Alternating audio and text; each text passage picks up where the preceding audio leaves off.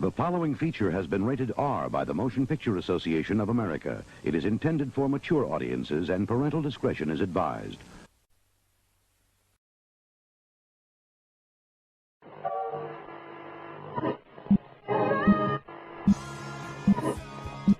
Correctly with the correct amount.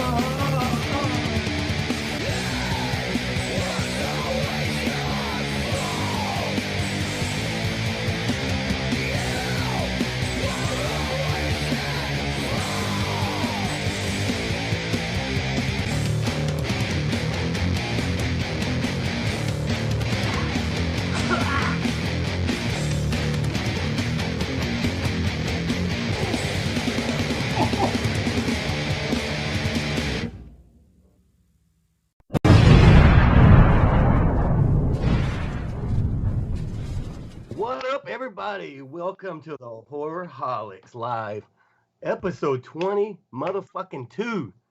Oh, man. Happy to be back again. Thank y'all for joining us. Want to thank our fucking sponsors. As always, Mintage Authentics. And two special sponsors today. We got Rocco Zevenbergen from Bad Taste Video and Ryan Cavaline. So, thank y'all. Y'all are going to have some awesome giveaways today from them dudes. And, once again, thank y'all for joining. We already have multiple people watching, and we are over 10 likes. So don't forget to hit that like button as always, and keep it fucking going up. So today's movie, we are reviewing fucking the movie House. That's the theme.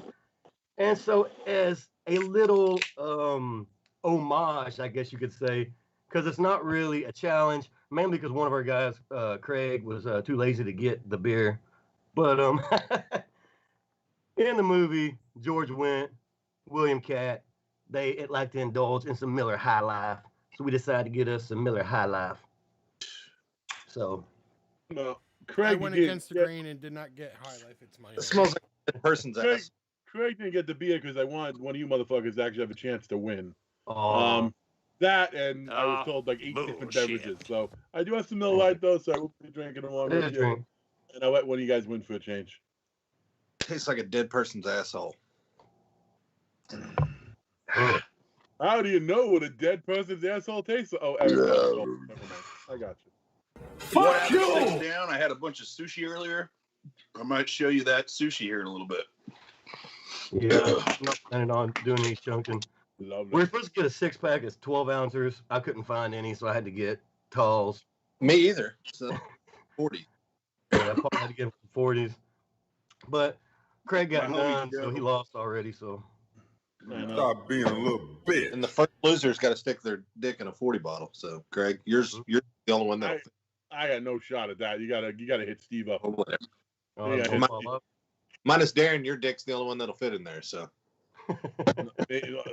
I strenuously object to that, sir. And now I'm going to start sending you texts, and you will regret that. Like, oh God, what is that? Not again. Real fast before we go on to What Watch, we've got Rocco in here. Thank you for joining us, Rocco. Thanks again for doing the interview, and thanks for giving us a movie of yours to give away. I fucking love the movie, and I have already talked to Eric Fox, and I purchased the creature for myself to add to my collection, so that's cool. Let's see what else we got. Watson Kendall, I am getting drunk. Fuck yeah, dude, do it. Dougie Fresh, welcome back, Slasher Junkie. He loves you. He wants some of that. Paul right there, what's up? Let's see what else we got real fast. We finna blow shit up. We got Wild Will, Ginger Beer. Good. Awesome, dude. Thank you for joining us, guys. It's gonna be a fun one. Hell yeah. I like Dougie Fresh said Slasher Junkie looking like Sid Haig. There you go. Hopefully, you know what? Version of Sid Haig. They got the hat. Yeah, I do. Straight up Sid Haig. Mm-hmm. That's what I'm going for. Yeah, you got to get that face paint for Halloween. Yeah, I already got it. Got it down pat. Then. Hell yeah! If we ever go to TFW again, uh, that'd be a good cosplay. It would be. Cool.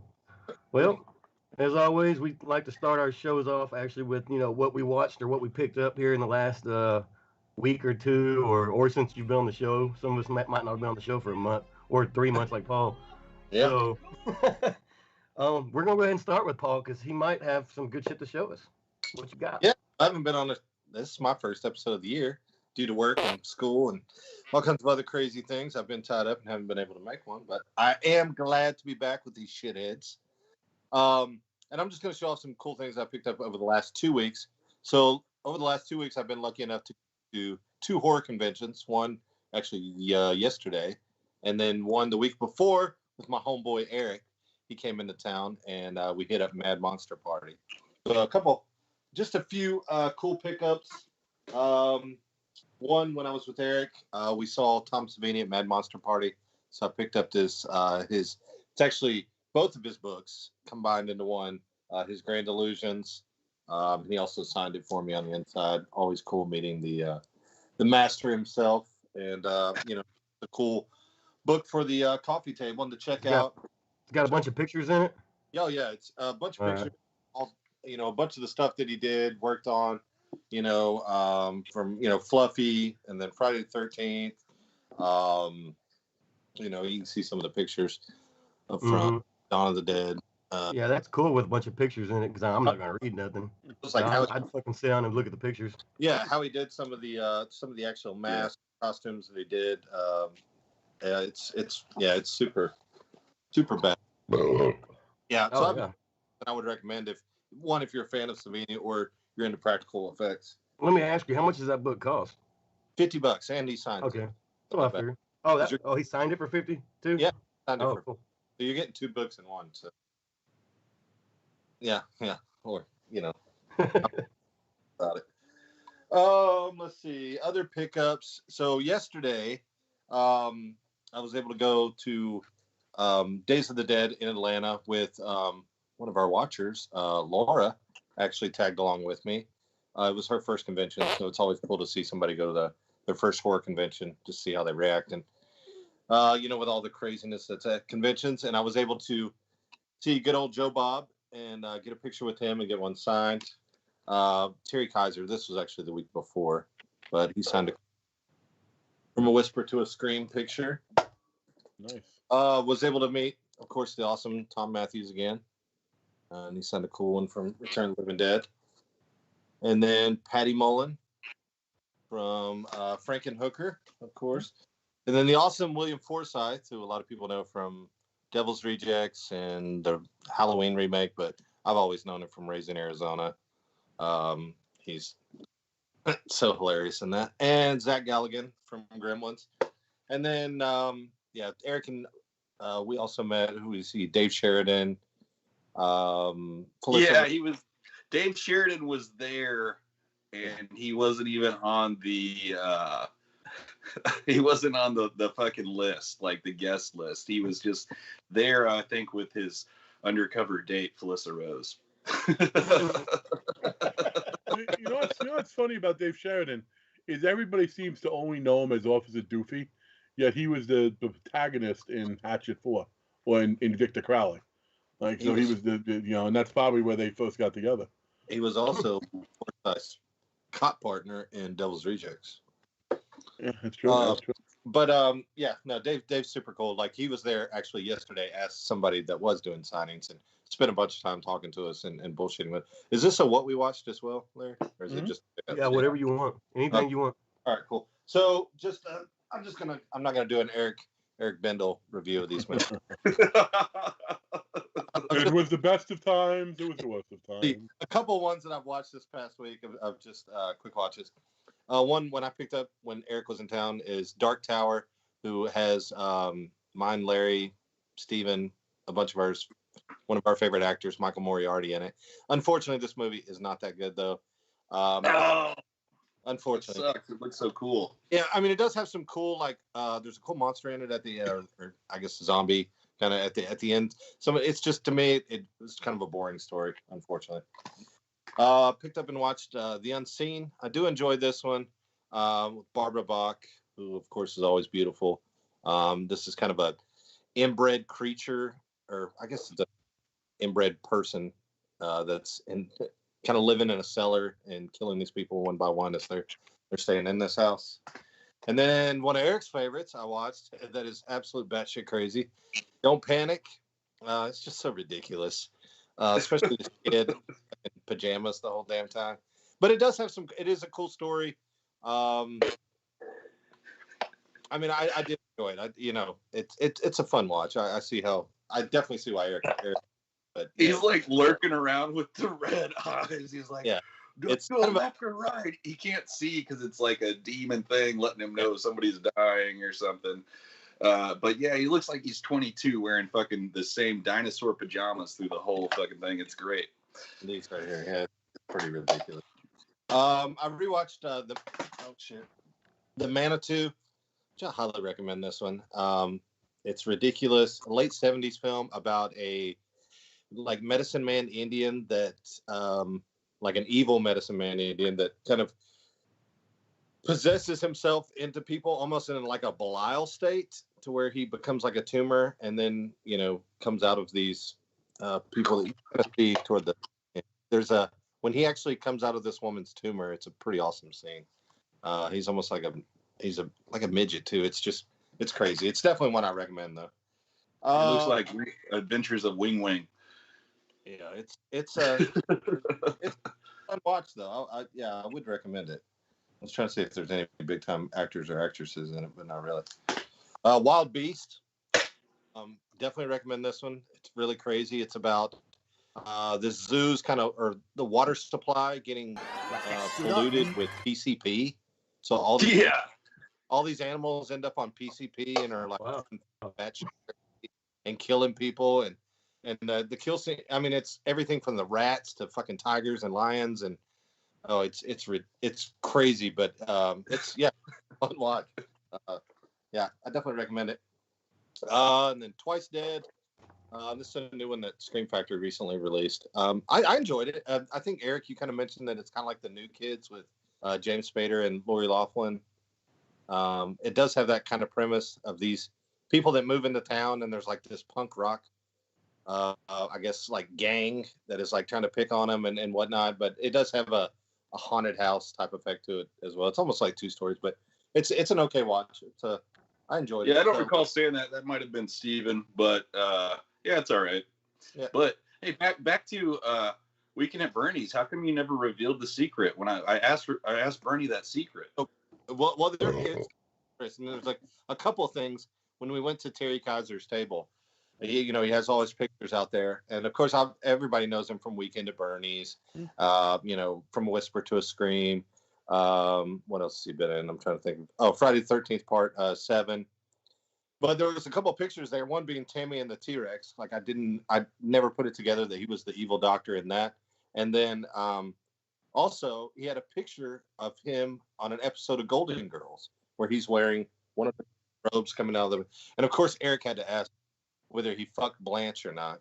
And yes, there's no way he was doing Golden Girls without fucking Blanche. So, dude, Bernie fucked Blanche, man. What's up? And then my last first thing I asked him.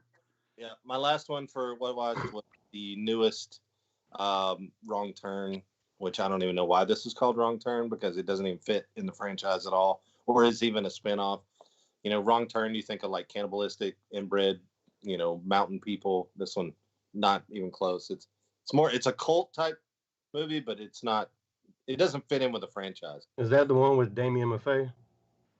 I don't know. Is he in this? Yes. Yeah. It does have Matthew Modine, who you guys might know from Vision Quest and a bunch of other movies. He plays the dad in this. I mean, it wasn't awful. Well, yeah, there are some really cool like practical effects, some kills, in it. But yeah, the whole middle of it's like 2 hours, which is way too long. And the middle of the film just gets kind of boring. Starts off really great, gets boring, and then the ending just kind of goes off the end for me. So not one that I can recommend though. That's it for me. That's funny because Awesome. somebody in the chat just asked if we watch the new Ron Terry movie. Yep, I did, and I didn't enjoy it. But I do know that other people, I think Darren did enjoy it, which nobody takes Darren stations in. Well, Darren only gave it a 7, and he said he did that because of the effects. You know, he said he liked the effects, so he wasn't high on it. I'm upset. The costumes that the people were wearing, it's like, moose skulls and stuff like that, and like that they look really like fucking like if I met somebody in the woods wearing something like that, I'd be fucking petrified. Like those type of outfits, like the costume design, the way it's shot is great. Just the overall story and the characters, I couldn't get into liking. Like I hated every single one of the characters. So this it sounds like it's more like that that Netflix show that everyone was into a couple of years ago, the movie, where the 4 guys went out in the woods and then the cult found them and they started getting killed off. Yeah, it is kind of similar, except there's not like a monster. What was that one called? Is that The Ritual? Yeah, there you go, The Ritual. It sounds like that when you describe it. Minus the monster. Everybody sucks his dick. I hate that movie. Yeah. Similar to that. But like I said, none of the characters, like I hated all the characters in this movie. Like, I mean, there's definitely a couple of them like you're ready for them to die. But I mean, the way that some of them get killed is still pretty cool. But yeah, I'm real disappointed to hear that because I'm a big fan of the Long Con series, even the ones that people don't like. I like. Called it something else. Yeah. Okay. I'll still check it out, and I'll probably be like, I should have just listened to Ball. Yeah. Mm-hmm. Well, you fucked up tonight. What number beer are you guys on, huh? I just finished my first, which was a 16, so that's about 1 1/4, 1 1/2. You guys are so lucky I'm not in on this shit.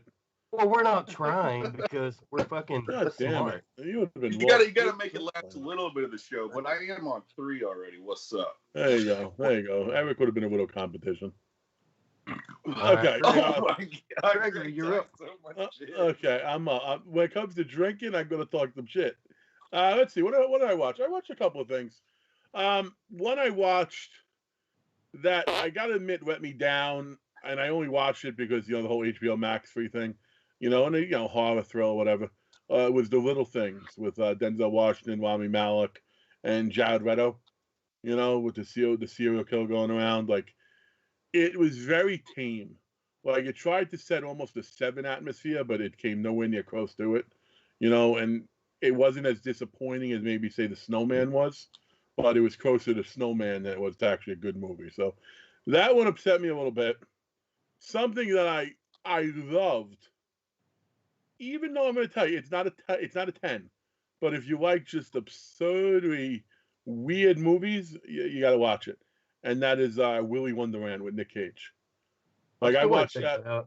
I watched that the second it came out. Thinking it's crazy.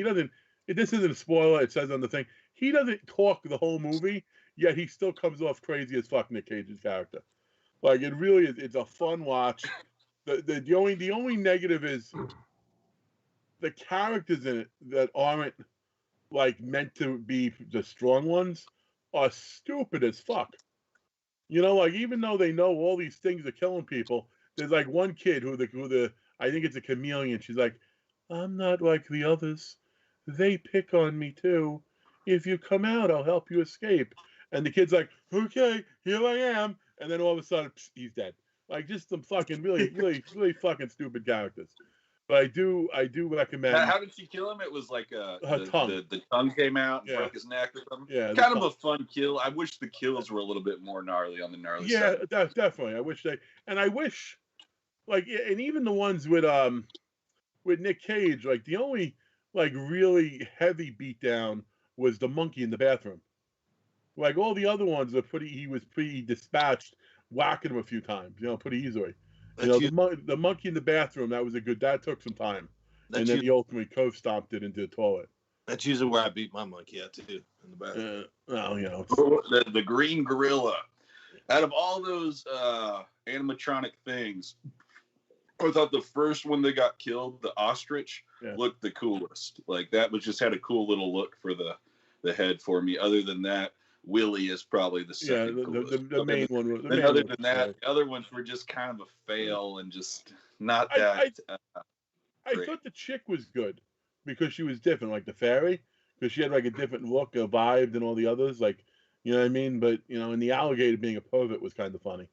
That he's like checking people out as they're banging. But I do agree that you're right about was that chick that was getting banged though not hot as fuck? Oh yeah, well that's they got to do that for that. That's those ingredients of movies like that with the gratuitousness. And the other thing I saw, and this is different because I don't think any of us ever mentioned TV shows, but I'm gonna be honest with you, it's worth watching. It's only 3 episodes in, but CBS is doing a show. It's Thursday night at 10 o'clock on Clarice, connected to Silence of the Lambs. Let's show my shirt. He's not in it. Anthony, I mean, the Hannibal Lecter character's not in it. Buffalo Bill is mentioned regularly. The girl who he had in the well, she's a main character in it, and she's suffering. It is really a well-done film. And the person they have playing Clarice, she plays it really well, like the voice, the everything. So, I mean, if you like Silence of the Lambs, it's not as good as Hannibal was, because Hannibal is Hannibal. But if you like the Silence of the Lambs movie at all, I think you'll really dig the series. And nowadays, just about everything's on demand. So if you haven't been watching it, you could probably catch up on the 3 episodes. So that's it. That's really as far as what I watched. But I did get in something, and I don't have it to show you, but I want to mention it because I think it's a good tip for people that like to collect autographs. I got for $20. I got a book signed by Glenn Jacobs, and I wanted it. I wanted it because I want to make some sort of I want to take the autograph from the book and then put in some sort of see no evil piece. But Glenn Jacobs plays Cain, and he wrote a book about his to hell, to being a mayor and all that. And for $20, you get an autographed book. Same thing when Bruce Campbell's book came out, Hail to the Chin. $20, I got the book and an autograph. If you're an autograph collector and you're trying to save money, pay attention to book sites because they don't overcharge you unless it's a ridiculous name like Michael J. Fox or something. You can save a lot of money getting an autograph copy of the book, because Bruce Campbell autographs you can't get for $20. But if you get the book, you can get it for $20. But that's just my little advice to you. Greg, you got a listener question. Okay. It's more of a request. Somebody's asking you to say Clarice 6 times fast. Somebody's asking me? Who's asking me? Darren. Darren just wants me to say Clarice because I might accidentally say clitoris, and he gets excited when people talk about female parts. So now you know. I didn't ever hear you say Clarice, but I think that's what you were trying to say. Clarice. I love you. Fuck you. I love you too, buddy. All right. That's all you got? That's all? I can't even talk. That's all you got? That's it for me. All right. Hey, for y'all, that one person that gave us a dislike, go fuck yourself. Fuck yeah. But, Eric, what you got, brother? Oh, you know it, man. I always got a lot. Oh, I'm going to go take Oh, God.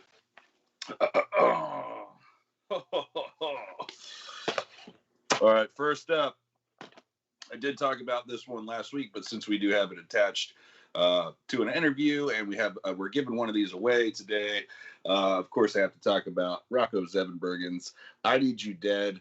This movie was a lot of fun. It is nowadays Henenlotter-esque. It's funny because in the interview, he said he gets that sometimes, and dude takes the dummy gummies and goes to his room, and you do get the drugged out vibe like the scene in Brain Damage. So it's it definitely hits some Henenlotter notes, but I had a lot of fun with this. It does have trauma vibes to it. It is not trauma. Maybe later it might be trauma, but as of now, it's a great, fun little creature feature. Kind of a little mind fuck. Definitely check this out if you have not. Bad Taste Video, selling them $20 all day long. Plus, we're giving one away later, so stick around. Up next, I love these. I love them all. Pretty much, I can buy 10 Vinegar Syndrome movies, and usually, 1 out of 10 is a dud. But first up, I've got There's Nothing Out There. I know. Love that movie so much. Oh, okay, cool. Well, we reviewed that movie on on old show that we did. Me, Darren, and Chris. Craig Oh, did that. y'all already reviewed it on the last one? Yeah, it was actually Craig's movie pick back then. Wow, this is such a fun movie. And Todd Wolfson, a guy in our group, in the community, he makes movies. One of his is Batshit. He commented and said, gives him vibes of Evil Dead 2. I don't super see that, but definitely it's got super silly, a lot of fucking craziness going on. But the little creature is really badass, and then they put on the sunglasses to deflect the little laser beams. It's so stupid. And at the end of the movie, they toss that bitch out because she's pregnant with another one. A lot of fun, dude. If you've never seen There's Nothing Out There, definitely check it out. The only reason I picked up this on Blu-ray, I already had it on VHS and DVD, so this is a triple dipper for me. It's because our good buddy Phil's Creepy Vids told me that there is a extra movie on this by the director called Mood Boobs. It's pretty cool, pretty fun little short. That's why I grabbed that. Eric, how about just the opening of that movie, where you get the fun little video store scene, and you got like a throwback to all that stuff? Oh, dude, it pulls you in like Toxie 2 does, you know? Yeah. It's I'm gonna save the best for last here. This is one I watched with Paul. I picked it up at Orbit Video, which is a sponsor of ours sometimes, and he hooked me up when I bought a good amount of stuff from him. Very nice dude. I believe, what was his name? Mark. Yep. You're very, very cool dude. Thank you so much, man, for hooking me up. I bought a stack, and he gave me like 10% off basically of all my Blu-rays and VHS. Super nice of him. But up next, we got Insect. I originally had this on VHS. Couldn't remember a fucking thing about it. Super shitty quality, also known as the Blue Monkey. So it was cool to see it redone and put on a Blu-ray. I didn't remember much about it, but I rewatched it with Paul over the weekend. And man, it's pretty fun. You get a giant killer praying mantis just fucking people up, making babies, and then the babies are fucking people up. It's a lot of fun. I really dig it. It's in a hospital as well. Yeah, hospital. Cool. Hang on, I need to take a drink real fast. I'm gonna pass this. Can't measure. Hell, I was giving me the fucking burps, man.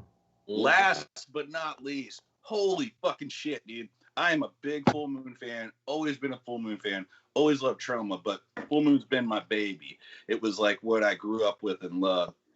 Even most of the Empire stuff. And I know my boy Larry is right there with me on loving Empire and Full Moon. However, I never saw this one. And I believe before it got this Blu-ray release, it was only available on VHS. I believe. I might be wrong. That is Spellcaster. And oh my God, dude, this movie is so much fun. You get a bunch of fucking people that want a prize to go to a castle to look for, to see if they can find $1 million check in there. And you get badass 80s music, a fucking music video, 80s music video from the get-go of the movie that hops into all these people fucking hating each other and going after this check. And then fucking this craziness just starts happening in this castle, and monsters start coming alive. The chair fucking bites this girl's head off. It's very cool practical effects. Fucking 2 thumbs way up for Spellcaster. That's all I've got on What Watched, but I do have a What Picked Up as well. I've never done this on the show. I usually just do What Watched. And that is my new little child here. I got a Degen, a homunculus, and wow, I fucking love this thing. It's really cool. If you don't know the backstory on it, this is the Egyptian goblin that the Toulon blood found, and learned the serum to bring inanimate objects to life. Very cool. Stoked to have this. I've wanted this for a long time. The only flaw that I'm going to change, of course, there's a little bit in you see the seam and stuff. I can't really fucking judge that, or the wrinkles are a little bit off. Fuck it. It still looks really cool, but God damn it, if China didn't put a fucking key ring on this motherfucker's ear, dude, that's gonna have to be changed. And that's all I got, dudes. Thanks for bearing through that. I know I'm long-winded on those. I'm out of breath right now. You actually weren't long-winded. No, you did great on that one. Yeah, you were pretty quick. And normally you have like 18 movies to review, and you only had like 3. Well, that was like 7 or 6 right there. Oh, was there? Damn. Hey, I did forget to show off, since Craig was talking about Clarice, it made me think about it. I had it laying over here. But it was a cool shirt that I picked up yesterday with Oh Wait, and then Buffalo Bill. And then it says, was she a great big fat person? Which absolutely hilarious. Oh wait, was she a great big fat person? That's so ridiculous. Yeah, it's so ridiculous, but I thought it was hilarious. And I'm sure people are going to shit on me when I wear it, but I don't give a fuck. It's okay. Oh, well. It's okay. Life is life. Mm-hmm. Anyways. Well, all right, you Larry. That's all I got. All right. Well, all right. Let's go. So, hey, I'm glad that I was wondering the whole time. I was like, is Paul going to show the fucking goddamn gin? The homunculus? Is Eric going to show it? And I was like, if not, I'm going to have to get up in the middle of mine and walk over there and fucking pull it off. So I'm glad you fucking showed it. Yeah, I saved it for you guys. That goddamn keychain earring, though. What the fuck were they thinking, full man? When I saw it, that's one of the first things I saw when I fucking opened it, that keychain earring. But I was like, fuck it. I guess I never paid attention that it was coming from a fucking thing, under the ear until you said it. And I was like, shit, now I got to fucking drill a hole through my fucking ear too and fucking put a real earring in there. I'll find a set of 2 and I'll send you the other one. Okay. If I find them, Paul, I'll fucking just buy 2 packs. I'll send you 1 too. Hey, fucking Craig, me too. Find I'm gonna go to fucking Sam Moon. It's like our Texas like cheap earring place where there's like a fucking million earrings. I'll go find it for us. Mm-hmm. But yeah, man. For those of you listening, it's seriously a key ring, like where you split it with your fingernail and then slide something on. It's a golden. Actually, I was talking to Tom about that. Yeah, Tom Devlin about that yesterday. About how they fucking went all cheap on it and put a fucking gold earring in there or a keychain in there. What did he say? He was like, that doesn't surprise me with Charles. Oh man, Charles is one of the biggest rats in the business, but I'll always love that motherfucker. Yeah, he's 100%. All right, let me show a couple. This is one that I would never have watched. It's called The Domestics. It's one that I got in a horror pack a couple months ago, and I never would have watched it. I didn't even know what it was about because I don't even read the shit when I get them in. So, and just an FYI, that's the same person that directed Wrong Turn. Oh no shit. Yeah. So, and so like every now and then I get a random hair at my ass and I don't know what to watch, so I just walk to the shelf and just grab something randomly, and because I haven't seen probably fucking 60% of the movies I have, and so yeah. Because I'm too lazy to actually put fucking physical media in. Yeah. So I just fucking go online and get shit. That happens. So, yeah. So anyway, I watched this and it's like a post-apocalyptic fucking type, movie. So not like zombies and shit. Pretty much like something happened. Half the people died. The ones that are left it's kind of like a mixture between to me, the Warriors. It's like these people are trying to go across country, and everywhere they go, there's their own little gangs and shit of people that are still alive. It's a mix between if you ever seen what the hell was that zombie Z Nation. To me it's like a mix between Z Nation and fucking the Warriors. Anyway, without the zombies though. Z Warriors come out and play. Z Warriors. Yeah, it's got Kate Bosworth. It's actually a really good movie. I really fucking liked it. I would have gave it like probably 8 out of 10, even though I never would have watched it if it wasn't on accident. But anyways, if you ever see it, fucking watch it if you feel like it. It was pretty good then. I do like the apocalyptic shit. I'd have to say like Class of 1999 is my go-to. So next we got Party Night by Troy Escamilla, who is actually so I met him at fucking Houston Horror Pop-Up, grabbed a couple movies from him. I haven't watched the other ones. This one was kind of booty. It's not because, the storyline was pretty shitty, but The acting was fucking horrible. He Like- got he just got normal actors that don't know what to do in a horror movie is what I feel like. You know what I'm saying? Like the fucking strawberry blonde fucking bang hair guy. And like, what the fuck was going on, dude? I don't know. I recommend don't fucking watch this. That's all I'm gonna say. Next, y'all, I don't know if y'all know Joseph Kelly, but from he made like Clown Motel, which fucking blew balls, and he's got Clown Motel 2 coming out, which is also gonna suck, even though I ain't seen it yet. But back in the days, Joseph Kelly made Community Service the movie. So this movie is about fucking this little kid who was getting picked on by these other 2 little kids. His dad had died, and they're picking on him, and like the only thing he has from his dad is this comic book his dad gave him.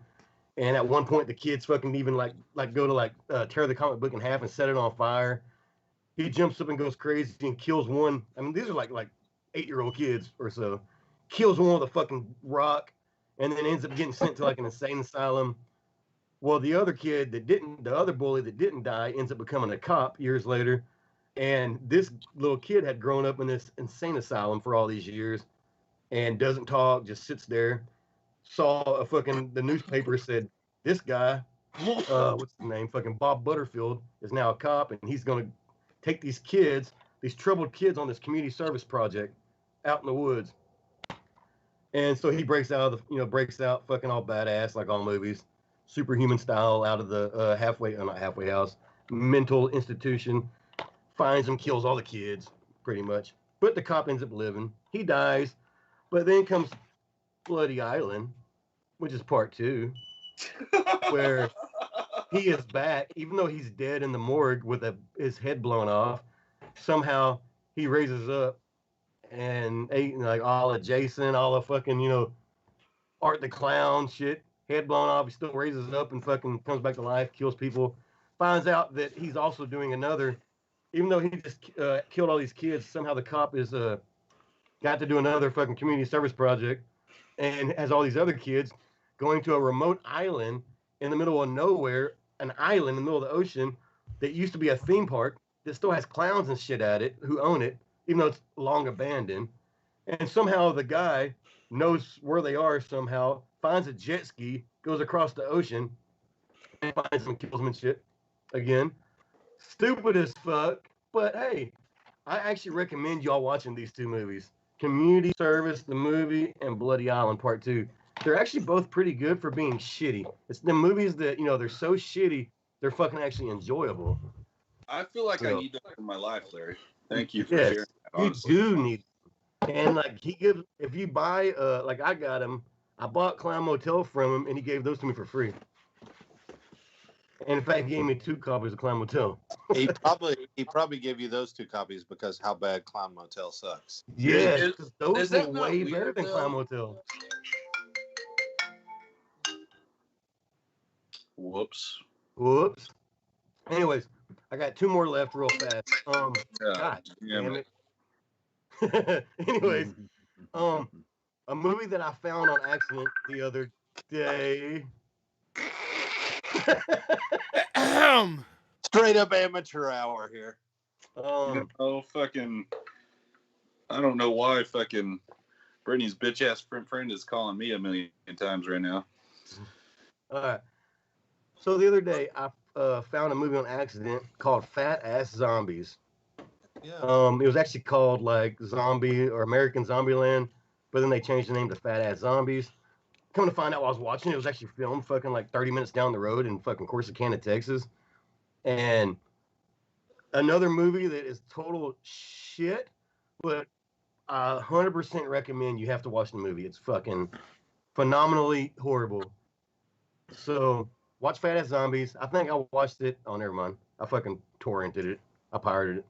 So if you have another way to watch it without stealing it, go that direction. Then last night I watched Gags the Clown, which is one that I only watched because Craig had a figure from Brian Minnick on it. Never heard of it. Last Chance Customs. Craig had a figure, and I was like, never heard of that movie. Finally, I saw it. I was like, oh, I'll watch it. Great fucking movie. Mhm. I totally recommend that movie. For being another like independent, shitty made like movie, it was really good, really well done. Besides, a couple of bad actors.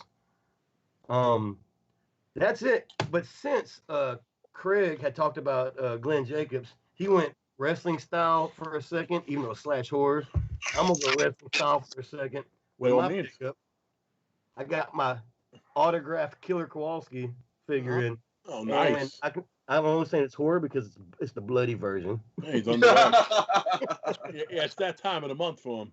Yeah, $18 shipped. Killer Kowalski is old and broke and needs money. Craig, you can get that one in Woot Crate. Listen, Fuck, man. I'll be pretty nice. cool. I'll be nice. I love the shit out of you. That's why I fucking pick on you, Craig. I know. I love how I sent Larry 35 films probably, and he didn't watch one of them last week. Oh, I did. I watched The Greenskeeper. Oh yeah, well, you talk about that one. I He did a separate video on that one, damn it. You sent Larry I- movies? You I didn't was send me thinking- movies? I was thinking that I fucking watched it because Bro. I Because gave that's you a just- movie and you didn't even watch it or talk about it. Me? Yeah.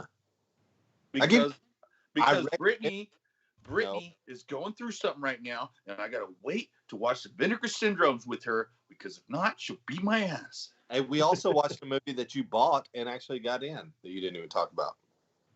What? You watched at my house and then you bought. Oh yeah, I grabbed this stuff right before the show. I just moved the couch in my house. Give me a fucking break, man. well, Paul, I love you, and that movie Tiki was great. If you guys have not seen the movie It's Tiki, awesome. it is fucking very ridiculous to the point of what the fuck these people actually think they're making a movie, but they Did you did. watch?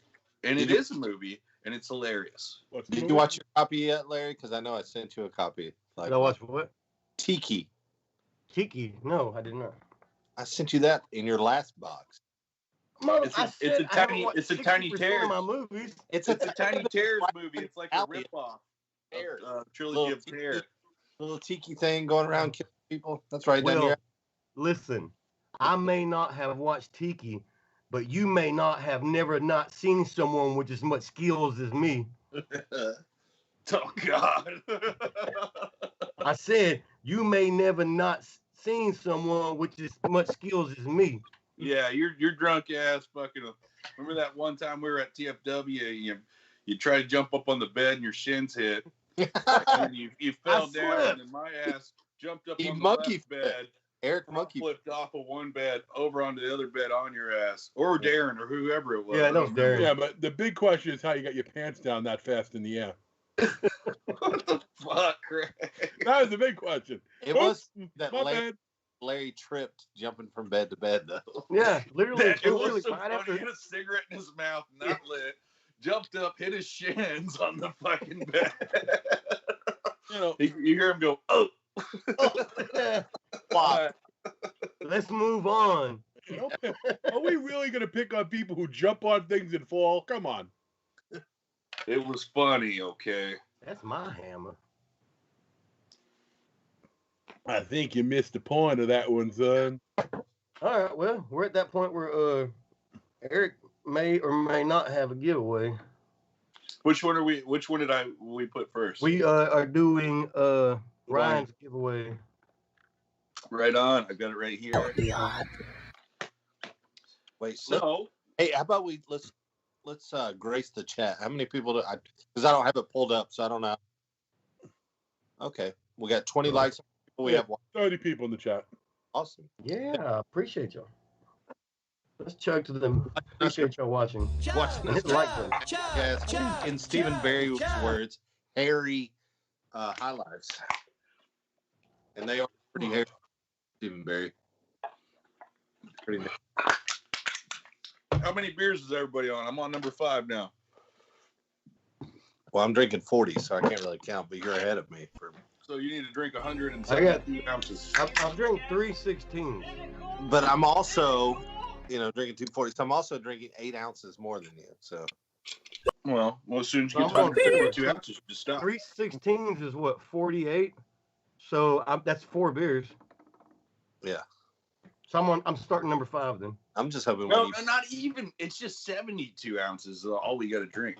Mm. I don't know why I said 172. I was gonna say, I'm like, what weird math is there? I didn't hear that. Let him Well, do It's it. rough math, man. I can't math. I'm like, fuck it. Let him do it. Right. Let's see what happens when he gets to We can't all be college professors. So I'm drinking 172 ounces tonight. All right. Fucking A, man. This is true. This is true. But I know. We know you're a smart motherfucker. All right. What's the I next? never said that. What's the next thing? Eric's giveaway. Eric's giveaway for Orion. Gaviline. Miss. Cavaline. What is it? Cavaline. You think that's Cavaline? I think it's Well, bad. I'm not going to be I'm going to tell the truth. I looked up on the internet on how to say it. And they may or may not have said Cavaline. Well, I'll tell you what. This guy posted in our group. He comments on stuff. He fucking interacts. And he said, hey, I'm selling a documentary on fucking Bigfoots and fucking weird-ass motherfuckers. Like, what do we got on here? Let's see. Goblin of Easton, the Green Man, the Legend of the Straw Man, Bellsnickel, the Witch of Monongahela, and the Albino Cannibals. A very cool documentary, but he's like replaying these and doing all the practical effects and stuff himself. I guess like these are killing people, like scenes that are supposed to be reenacted in a documentary-esque thing. He signed this for you guys. I purchased one for myself. He sent another one to give out. Very cool, very awesome. So I do have a question for you. It is on the realm of this. I can't say it because it's like I think it's the answer. But anyways, the first person to tell me, I can't remember the question. What's the classification, I guess, right? What is the technical term for animals that aren't recognized by science? There you go. I created that question myself. It's the study of these specific creatures. And they encapsulate mythological ones, unicorns, all the way to stuff like Loch Ness Monster, Jersey Devil, Mothman. I have not had the chance to watch that yet. Sorry, I've been super busy, but I will watch it. I will do a live on fucking Facebook and talk about it. And then I will also talk about it on the next show I pop up on. Excited, that's not gnarly. That's the next show. That sounds gnarly. So can we repeat the question? Okay, that's not what the study's called. That's what the animals are called. What is this study? Oh. Brooks got it. Okay. No, she didn't. Well, yeah, she did, yeah. Okay, there we go. So we got cryptozoology, which the interesting thing about cryptozoology, even though it's a non-scientific study, if you will, there are a couple of places in this country you can actually get a PhD in it. You could also get a PhD in parapsychology and exobiology, even though it's not backed by any actual proof, which is kind of neat if you think about it. I'm actually excited to watch that because it sounds just weird. I'd never really seen anything like that. Hopefully, it's fun. Of all those things out there, like they might be real, might not be real. I would love for cryptids to be real. How much more fun would the world be if all of a sudden you're in the woods and what the fuck is that? I mean, you'd have to fight them, but that would make it. Because a Bigfoot bitch would let you fuck her, right? Yeah, probably not. They probably work with something smaller that they could tame. Craig, shut up. I think with you and a Bigfoot bitch. I would rape a Bigfoot. No, I think a Sasquatch and a Yeti would double team your ass. I probably would put it in my butt, huh? All right, Brooks Hauser, do you have an Instagram or a Facebook? I am Horror Mancave on Instagram. I am Eric Bindle on Facebook. If so, add me. I need you to give me some kind of clarification here so I'm shipping everything out on Monday for the last 2 shows before this. Nice. Look at you go. Mm-hmm. So, congratulations. Well, We you are know, actually about to hit that halfway mark where we hit a little intermission with an interview that Mr. Horror Mancave over here did. So, do you want to tell them about what the interview is? Yeah, it's for I Need You Dead. Keep in mind, we are going to be giving one of these out, and this is the cherished original. These are the cherished original copies before Rocco makes it on to something big, because I know he's already doing something with retro release, man, and I'm pretty bummed about that, because I myself think he is much better than that person, but possibly Horror Boobs Video, and then in the near future, and then maybe Trauma and other stuff. But honestly, he's good enough to make his own stuff and just fly. But get ready, we got one of these coming up, and we are doing an interview about this with Mr. Rocco Zevenbergen.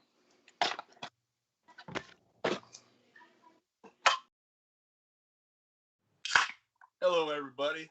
Eric Bindle here again, aka the Horror Mancave of the Horrorholics, and today we are joined by Rocco Zevenbergen. Did I butcher that? No, that's right, Zevenbergen, just like how it's spelled. Zevenbergen. That's right. I Need You Dead. He's also done a short called what was it, Meat Lover? Meat Lovers, yeah. That sounds pretty cool. I have not checked that out, but today we are here to talk about I Need You Dead, and I really loved this movie. I thought it was a lot of fun. You're saying some people are giving you crap about it, or what?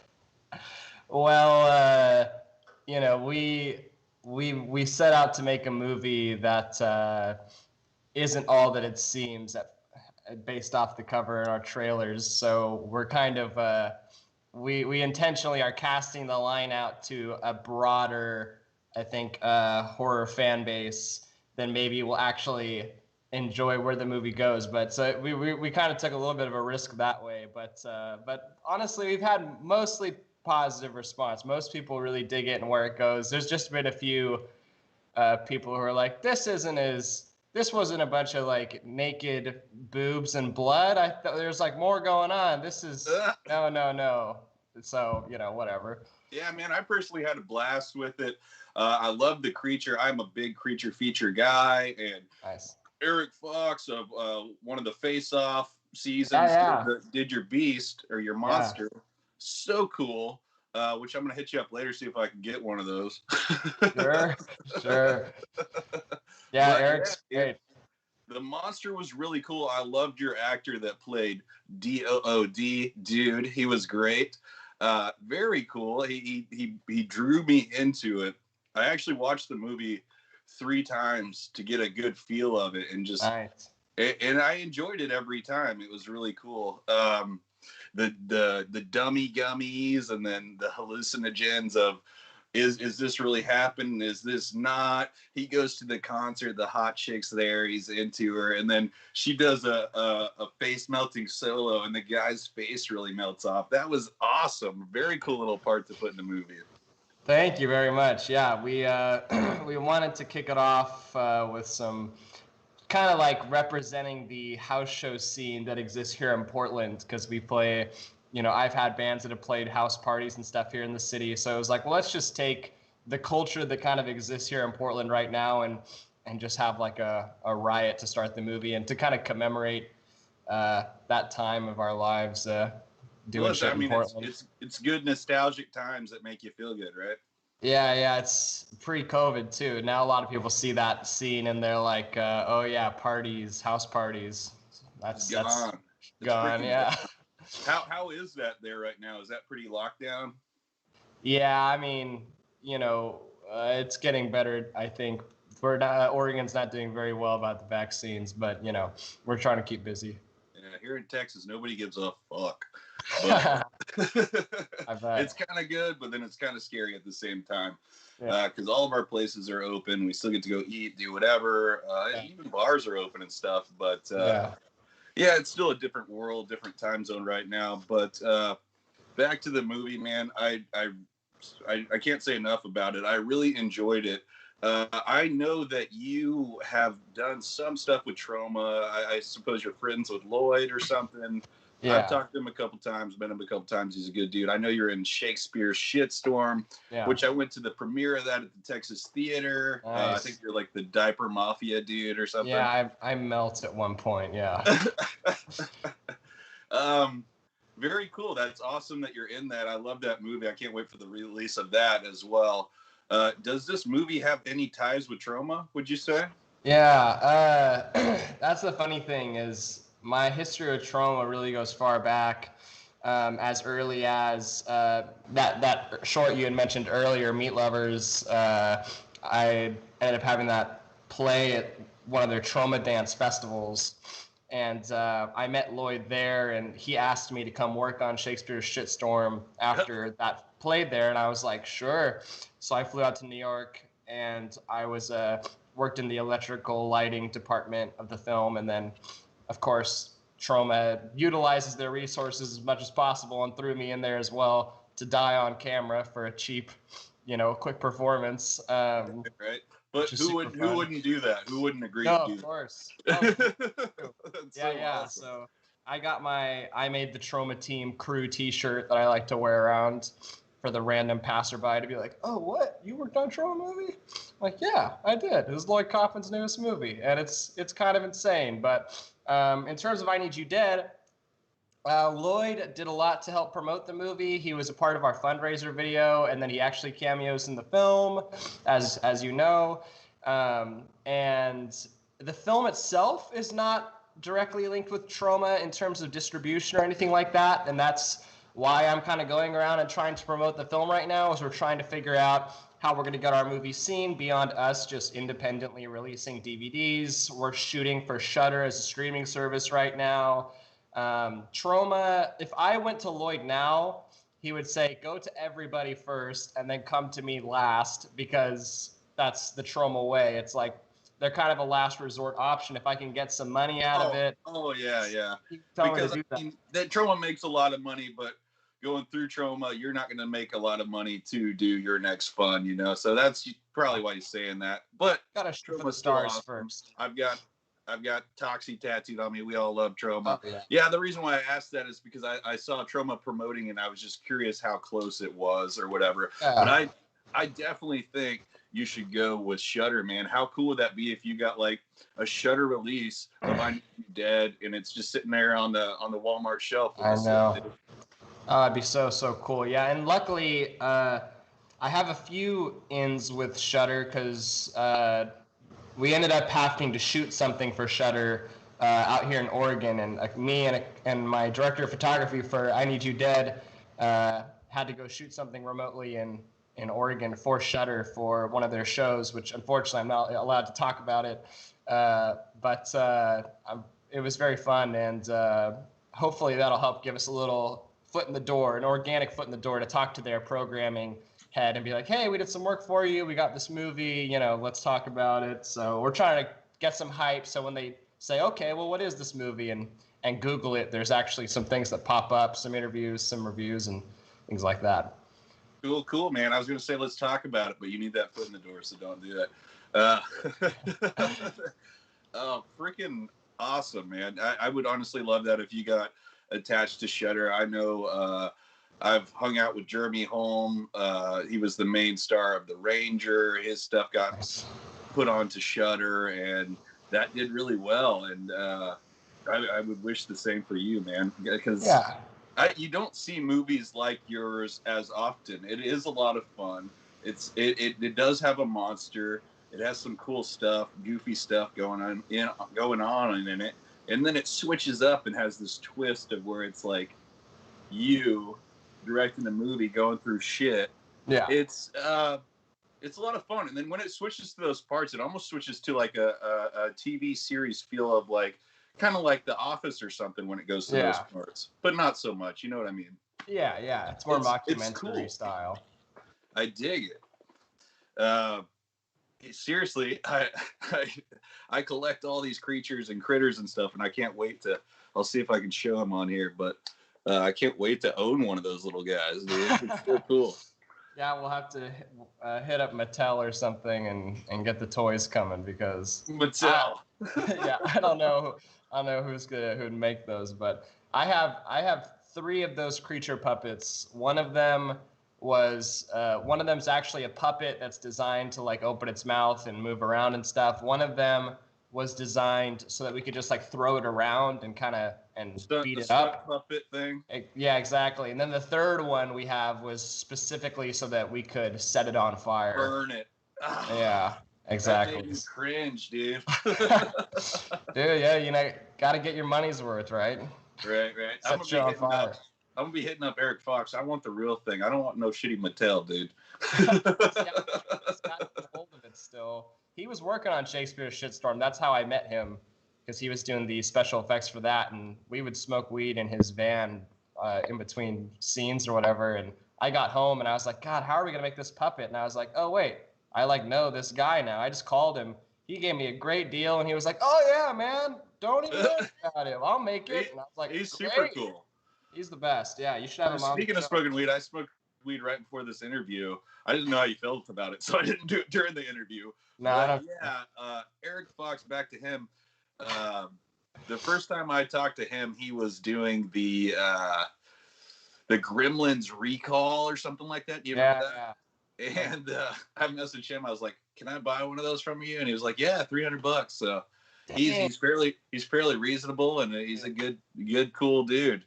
I'm stoked you had him work on your creature. Is there anything you want to tell us? Like, did anything fucked up happen in the middle of this film? In the making of it? Yeah. I mean, making movies is fucked up. So it's always.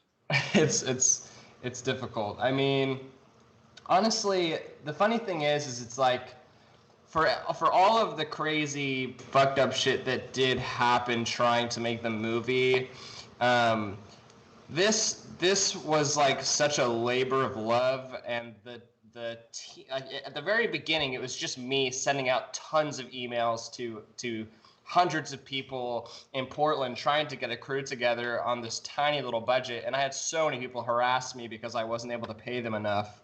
And I was like, look, you don't have to work on the movie. Like, I'm just it's my first time. We only have like 20 grand. I made the money just working minimum wage job. Like, I don't know what to tell you. Just tell me to just go away.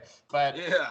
Eventually, so then the people who did join the team were doing it for the right reasons. They were excited about the prospect of making a movie, and there's not a lot of people in Portland doing what we're doing. And so once we got that team of people together, while a lot of crazy stuff did happen, losing locations, actors, just like dipping out on the day of their shoot, or things of that sort, or special effects not working. I mean, we had so many effects we had to pull together in sets that it was like the day before we shot Dude's room scene where he like is inside of his room. We didn't even know where we were going to shoot that, and let alone like put up walls, get carpeting, put posters all over the walls. I mean, like build this room from scratch. So our team was so dedicated that I really don't have like a story of, like we really screwed up here, like everything fell apart, because our team carried the movie on its shoulders. And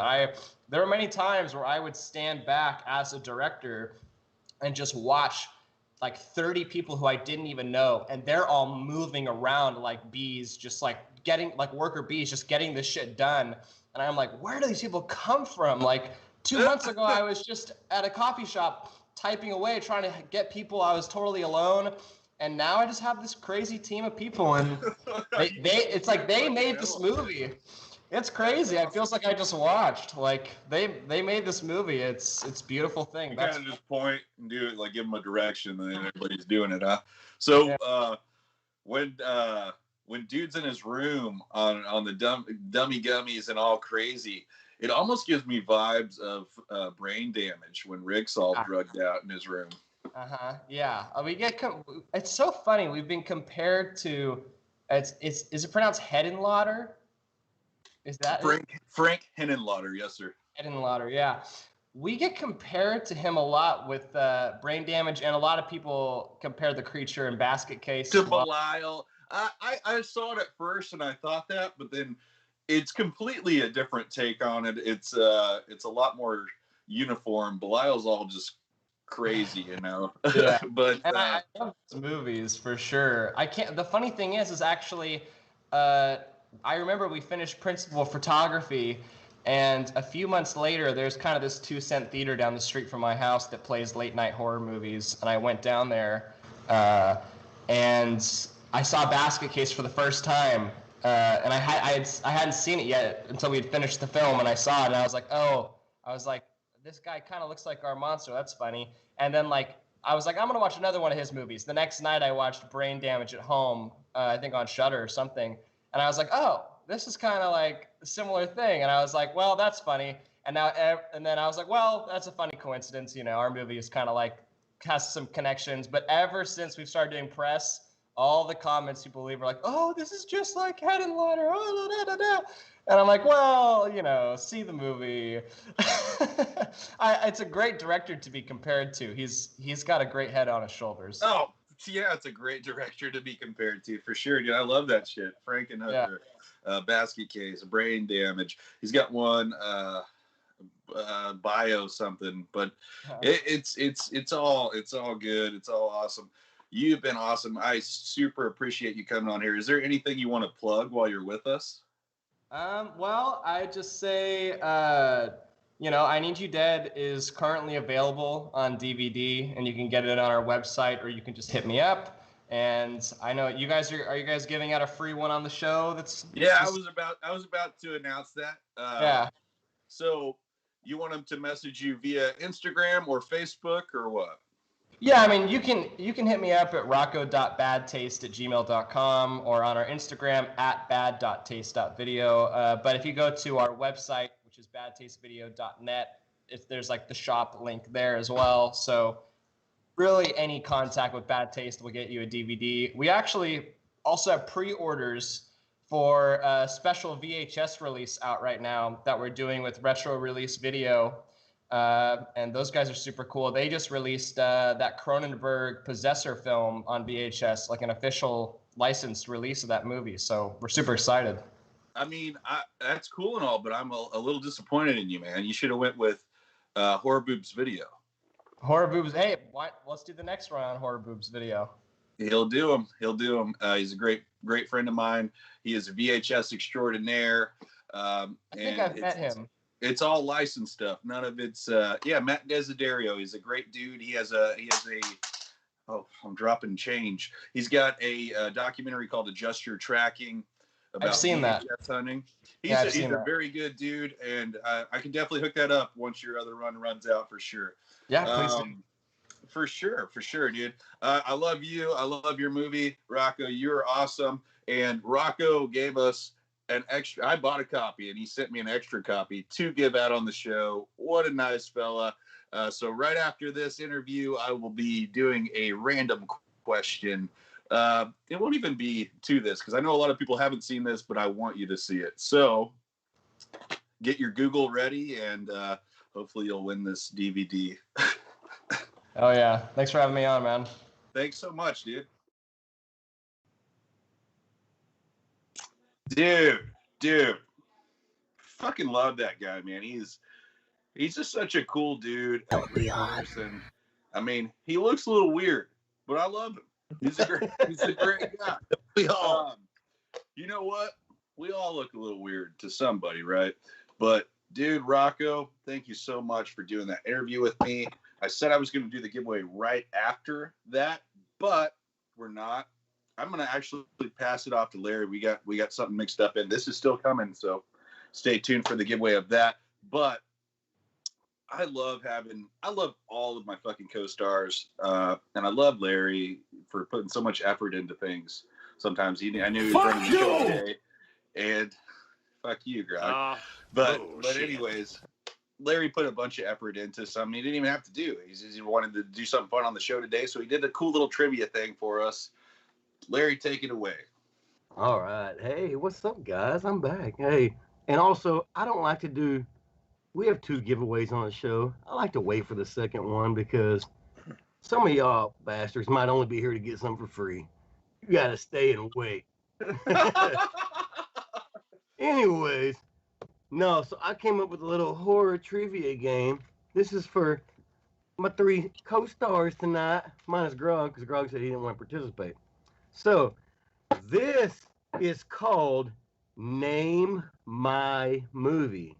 So how this works is I'm going to give you a character name from a movie, and you have to tell me what movie it is. Oh God, I'm so fucked.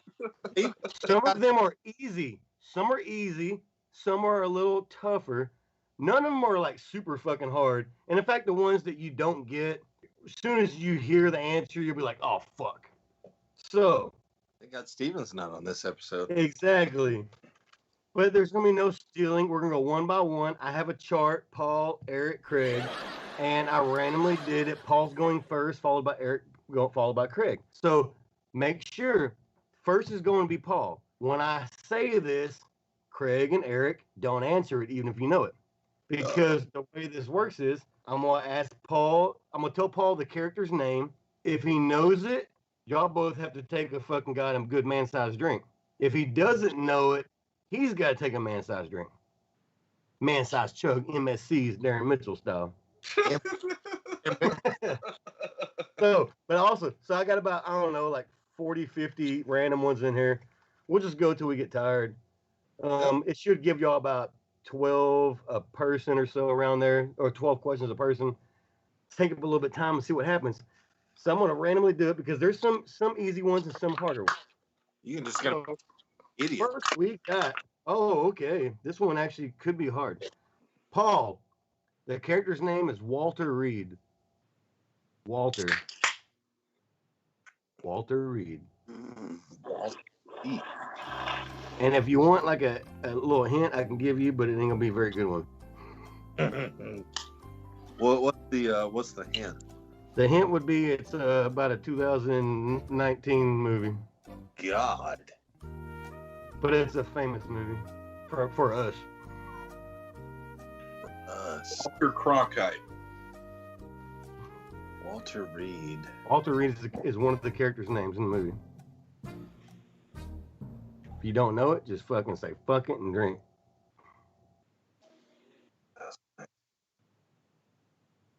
Yeah, I'm lost on this one. All right. William Sadler from VFW. Oh, fuck. I knew it as soon as you said it was with us. I'm like, fucking with us. Okay, next is Eric. We got Karen Barclay. Karen Barclay. Or Kevin Barkley. Child's Play. Got it. Oh, that's a Eric's got one. Barclay. Oh, Craig, take a drink. That's kind of a bark. That's a. I told you some are easier, some are harder. It's all random. Well, you said you liked that VFW movie, and I didn't even say I liked it. I didn't even like it. I'm kind of pissed that I missed that one. Steven's probably yelling at me through the fucking. Craig. Bill Denbrush. Oh. I know that name. Bill I'm Denbrush. so bad at fucking Denbrush. names. Bill Denbrush. Bill. It sounds super familiar. I think I've seen this. I'm drinking. All right, that's it. Finish him! Fucking, who knows their last names? Well, people that know horror. People that know how to buy fucking Guy Miller High Life. Yeah, I thought you said you liked it. Yeah, you're that's at anybody. That should be yours, Greg. I like it. I don't know their last names. Okay. Kim Hammond, Paul. Kim Hammond. God, Jesus. Kim Hammond. This is so fucking ridiculous. Hey, if it makes y'all drink, let's fucking get drunk. I'll drink with you. Oh, yeah. If you don't know it, let's go. Yeah. Prom night. Prom night. Brent would have got that one. My baby girl loved that. And he's throwing some oddballs out there too. I told you, some are easy, some are fucking hard. Eric, Give me another easy one out of there. Dwayne Hicks. Yeah, you give him the easy ones. Fuck. What is it? Dwayne Hicks. Dwayne. Dwayne. I don't know. We're looking like a bunch of idiots. Aliens. I knew that one. I did know Hicks, yeah. Hicks. Was that Bill Paxton? No. God damn it. Well, I'm not an alien dude. So Eric I sadly only like Resurrection. Eric has randomly been given Child's Play and Aliens. Hey, it's random. Craig, you got an easy one. Billy Peltzer. Billy. Billy Peltzer. Billy Peltzer. What's it with? Is that SH? What is it with Bill? SH. Bill. No. Billy Peltzer. Yeah, Steven's like. Oh, is that Scream? No. But you're supposed to guess, but it's not. No, I know it's not. You know, Steven's like yelling at all of us.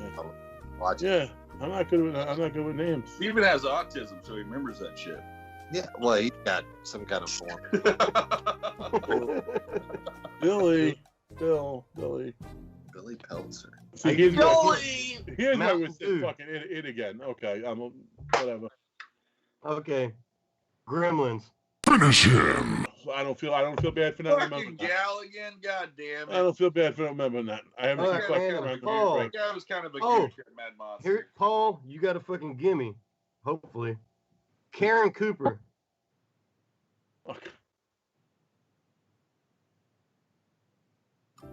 Okay, if he doesn't get it, we just quit because we lose our credibility. Hold on. Darren's all in the chat. Don't look at I Paul. know Look at down. this. Don't Google, goddammit. Darren, you don't know shit. Yeah, what are you looking at? He's like Googling his pants. I got nothing in my hands. Karen Cooper. Come on. Is that a cigarette or a cig of weed? It's a piece of paper. Oh. Man, I smoked my last of my weed before the show. I wish I had some more. I picked a long week to give him sniffing glue. Oh my god! Okay. Let's change this game. Let's change this game. Shit, Does dude. anybody know Karen Cooper? Not everything dead. Yes. Craig got it. From now on, we're going to go first one to answer it. No, I think we should stop. No, Once you should. once no one got Night of the Living If Dead, they I don't think we know just it, stop. if somebody else can raise their hand. No, fuck that. First one to name it. Susie Putterman. I knew Karen because of fucking. She's the little girl with the trowel. Susie Putterman. Took too long. Y'all are done. That was TerraVision. TerraVision, yeah. Here's this one should be easy. Listen. Harry Potter.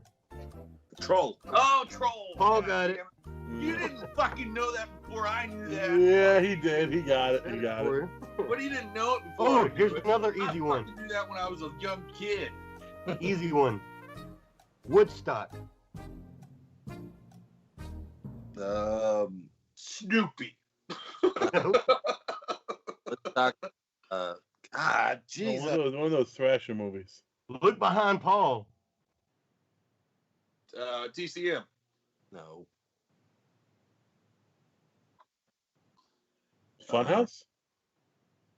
No. Let's see. We'll head. We got Max. We got the Funhouse? Curator. We got fucking Nosferatu. Well, it sounds like. Pumpkinhead.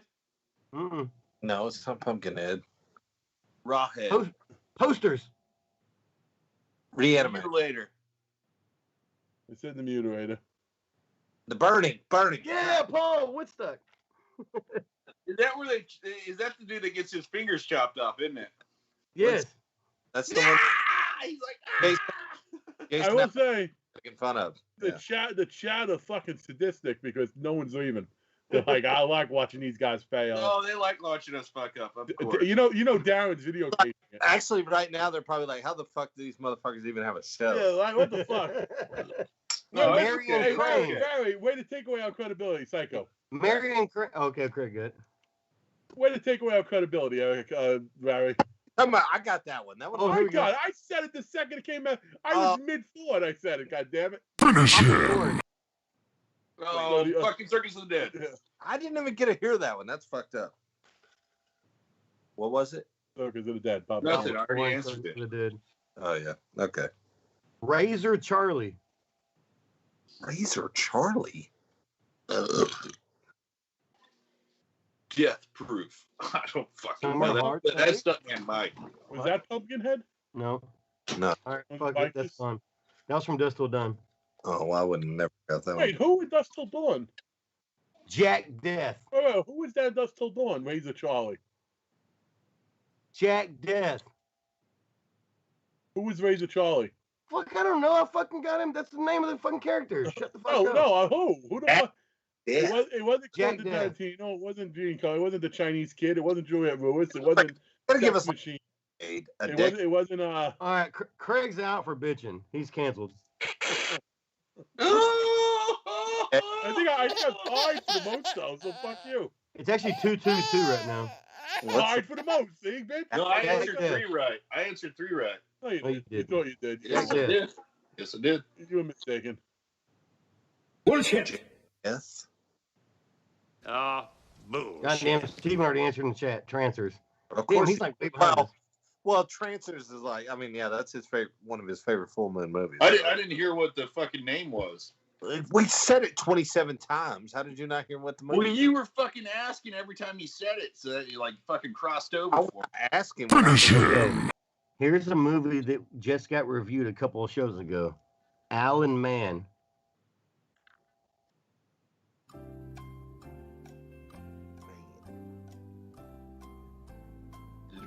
Did we do the Entity? We did not. Craig was on the show. Monkey Shines. Yep. Fuck. Big Braden. What was it? Big Braden. Big Braden?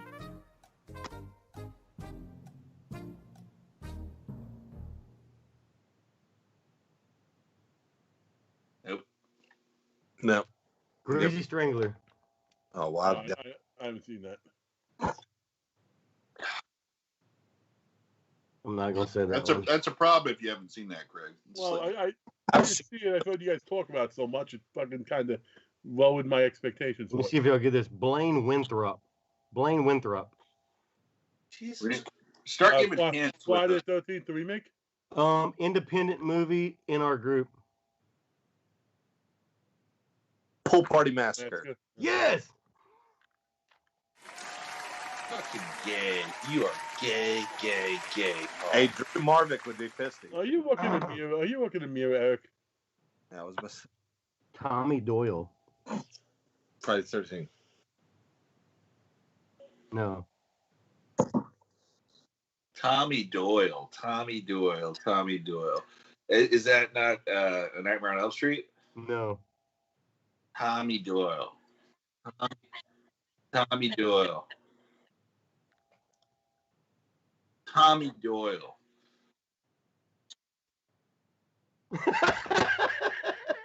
Show's over, guys. We're fucking done. Tommy Doyle. Tommy Doyle. Okay, that was Halloween. Uh, Janitor Malvert. The Willies. No. Janitor. Malvert the janitor. the plumber. No. Okay, that's out. That's Student Bodies. Oh, I wouldn't have got it. Oh man. Fuck, I'm not even gonna say none of these. They ain't gonna get none of these. Buddy Bacon. This is the worst segment ever. What? Buddy Bacon. Definitely don't know that one. Buddy Bacon. That's Slaughterhouse. Oh, there we go. That's Slaughterhouse. Nice. I should have got that one. The Phantom. The Phantom Killer. Oh, Time to Dread Sundown. Yeah. Very good. Dr. Matthew Frankenstein Logan. Can you say that like 3 more times? Dr. Matthew Frankenstein Logan. Dr. Matthew Frankenstein Logan. Dr. Matthew Frankenstein Logan. I said like 3 more. You didn't have to do 3. It was like, maybe about. Dr. Matthew Frankenstein Logan. No close. 4 now. I don't know. Fuck it. Day of the Dead. Good day, Well, sir. you know what, guys? That's Eric 6 highlights right there. What's All right. John Ryder. Hold on a second. I got to call fucking Steve. It's exposing the weak. Not remembering somebody's name, it doesn't fucking make you weak. Oh, shit. All right. So you want to just end it right here? No. Yeah, I mean, we can keep going. It's fine. Valentine McKee.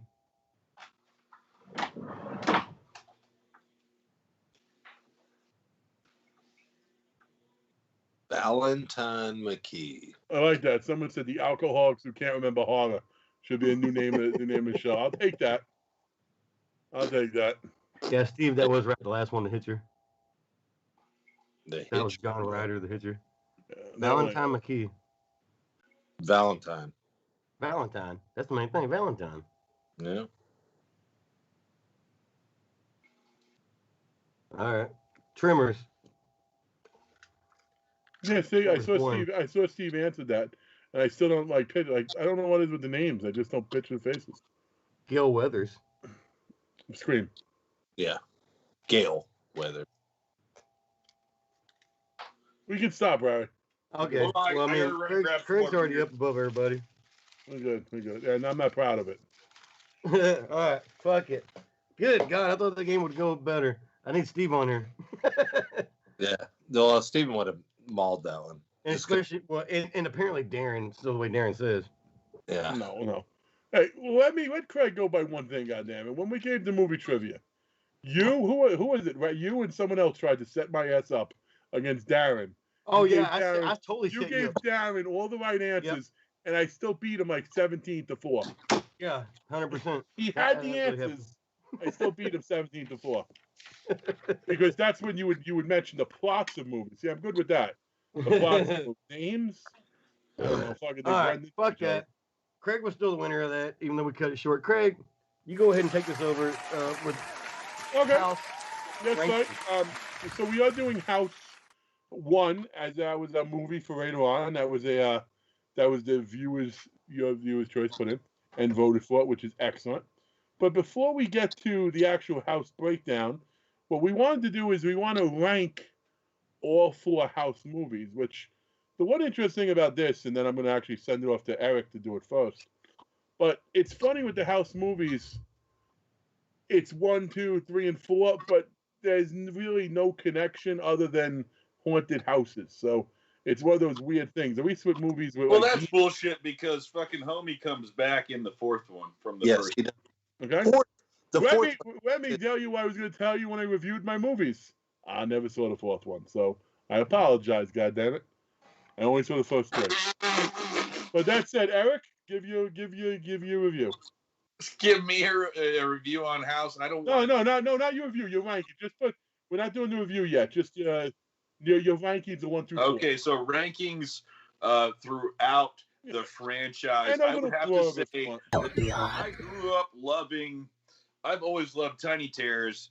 I know my boys Paul. I mean, all 3 of you guys fucking love Tiny Terrors with me. I'm pretty sure. 100%. But number 2 was so badass with the Tiny Terrors. You had a fucking catter puppy. You had a fucking goddamn pterodactyl pet thing. You had a fucking crystal skull. A lot of fun, dude. Number 2 was over the top awesome. I fucking loved it. A lot of people shit on it because it's a different tone than number 1. I still like number 1, but if I had to rank them in order from going from least to favorite, I would say my least favorite is number 3 because goddamn the horror show, what the fuck, has nothing to do with any of the other 3 movies at all. What the fuck happened? I do not know. Goddamn. Holy fuck. My number 3, yeah, so that was my 4. Number 3 is going to have to be number 4. it is a little ridiculous. They go back. The spirit of the dude from 1 is there in a house. He's a ghost, and you get a really cool practical effects scene with a pizza saying "fuck you," basically, and spitting anchovies in the dude's face. Very cool, very fun. So that is my number 3. Of Can course. I ask you a question? Let me ask you a question, Eric. Who's the ghost? Who comes back? Big Ben comes back. Who comes back for part 4? No, like, I didn't see it. The main actor of House. The guy himself comes back as a ghost. Okay. William Cat. Okay. So my number 3, this is toughie, man, because 1 is pretty good, but 2 hits me in this. I just choked on beer. 2 hits me in the nostalgic factors. I'm gonna have to say my number 3 is part 1, and number 2 is my ultimate. That's just my nostalgic amazingness that I love. Okay. It was in my time zone. I watched that a lot when I was a child. Really loved it. Had a lot of fun with it. The grandpa was really cool, shooting the shit, drinking beers with him. He had a fucking badass pug-looking catter puppy thing. Okay. There was hot chicks in it. You had a goofy bastard guy that saved the day a couple times. It was just a fun, all out there movie. Okay. Completely different feel from number 1, but 2 won my heart, dude. Okay. I'm gonna go ahead and give mine now. I gotta say my number 4 is number 4 just because I haven't seen it. I gotta put it there. Plus, I don't know. I think even if I saw it, I don't know if I could say anything with Lance Hendrickson is the worst, because even though House 3 is essentially a Shocker type movie. You kill the guy, the serial killer, he goes back from the dead, and I like that just fine. So I didn't think House 3 was bad. I agree with you though. I would put 1 as 2. 1 was a fun movie. I love George Wendt. I loved a couple of the scenes, like when George Wendt's like, "I'll never let you go," and then all of a sudden he let him go. Or even the one scene where the guy walked out of the door and then he was like hanging over a cliff. That was very much reminiscent to me of like what you saw in Beetlejuice with the snake worms. I thought that was cool. And then obviously you had the witch, the practical effects, a lot of fun. So 1 was good, but 2, I think Eric hit it right. 2 by far, for everything Eric said, and then for the stuff Eric didn't say. I also like some of the, not that they're that deep notes, but I like the fact that, you see Kane Hodder get bit smacked by the wrestling guy. I love the wrestling guy got killed by that giant lizard thing. You didn't know quite, was it a dinosaur, was it a big lizard? And then also the chick in it, she was the one who killed the psychic from Friday the 13th Part 7. So I kind of I like that. I like those weird combinations, like her and Kane Hodder were in it then, and then later on they got the tussle, So I thought that was fun. But the effects in that were just great. The plus the creature, the antagonist was voiced by Frank Welker. I thought that was pretty cool. And the grandpa was played by the guy from Killer Clowns in Outer Space who got killed early on. And he did a really good, his acting was legit, even though he had all that makeup and shit. Fucking part 2 by far was my favorite of those 4. Yeah. And next we have Larry. What about you? Yeah, well, okay. Well, hold on, Larry, before you go, cheers. Me and Larry both fucking drink some beer salt. I had to get a little pickle salt. Oh, hold on.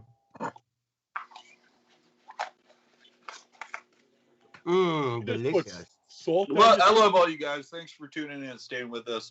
I mean, it means a lot, honestly.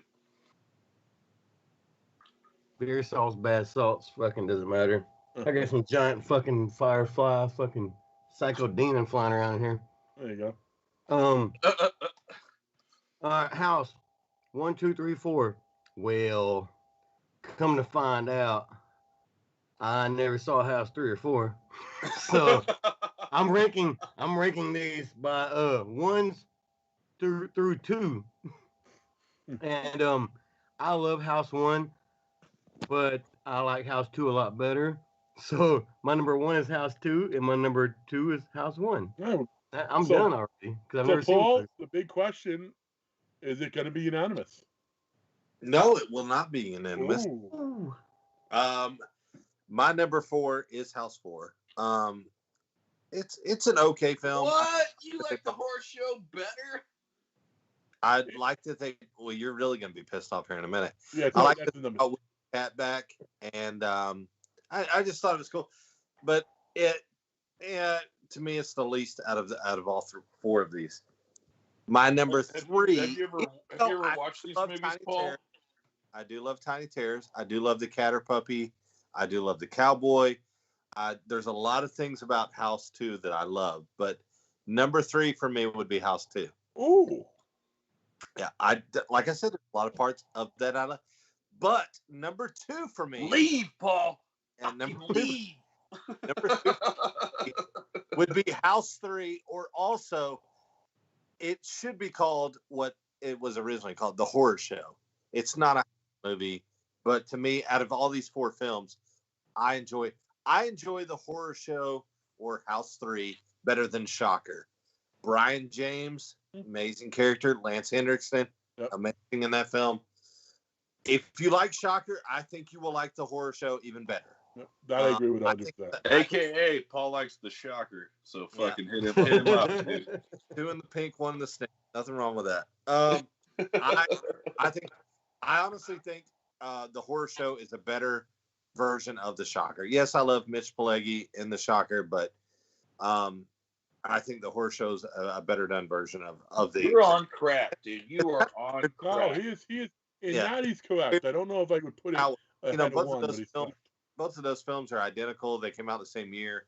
It's kind of weird, but for number 2 for me is The Horror Show. I love Lance Henriksen. Love Brian James is.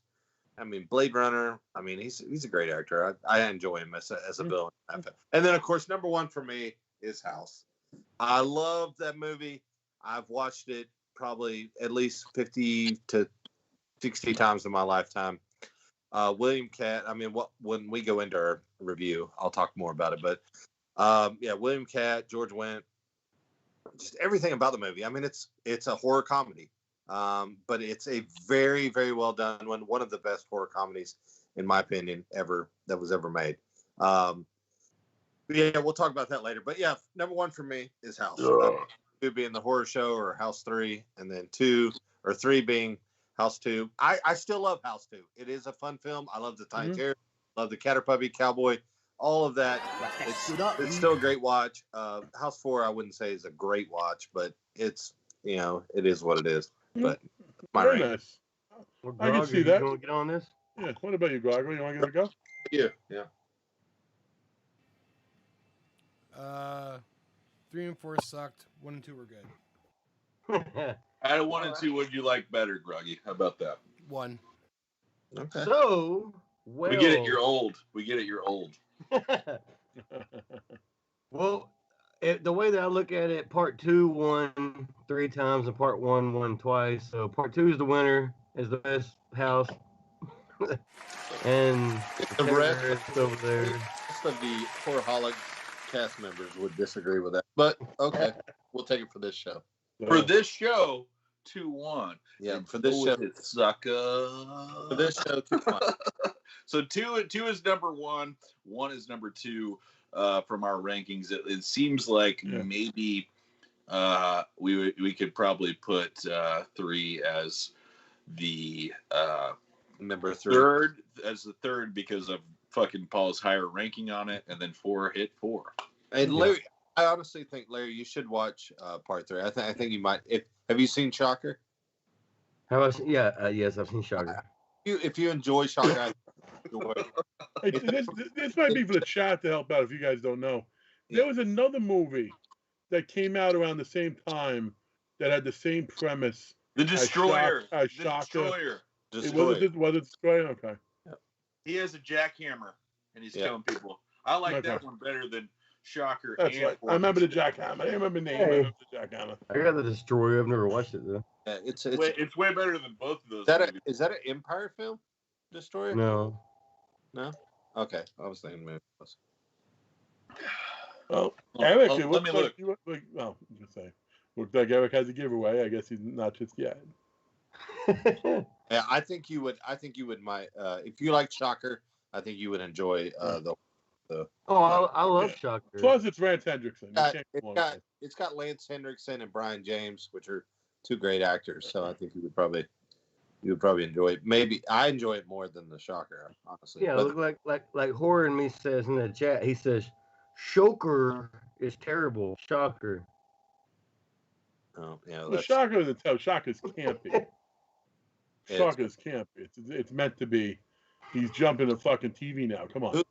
Who's the main actor in Shocker? What's his name? Well, fuck, I don't I know he's the guy from X-Files. He's the guy from the Supernatural. Not Mitch Pileggi, but like, yeah, who's the main? I'm drawing a blank. Oh, the boy. Yeah. I get. Haven't we established I suck with names? Yeah. Even though I won. We've already established absolutely suck. Hold on. Let's make this easier. Hey, Steve, what's the name of the guy? Yeah. What's the name of the guy in Shocker? The main character that's not Mitch Pileggi. Yeah. He'll answer that pretty quickly. Yeah. On a blank. All right. Giveaway. Yeah, you want me to dive into that? You want me to dive into that? I'm done with my 6-pack of Talls. Yeah, you beat good me. because I'm on fucking 9 regulars now. Oh god damn, you sipping.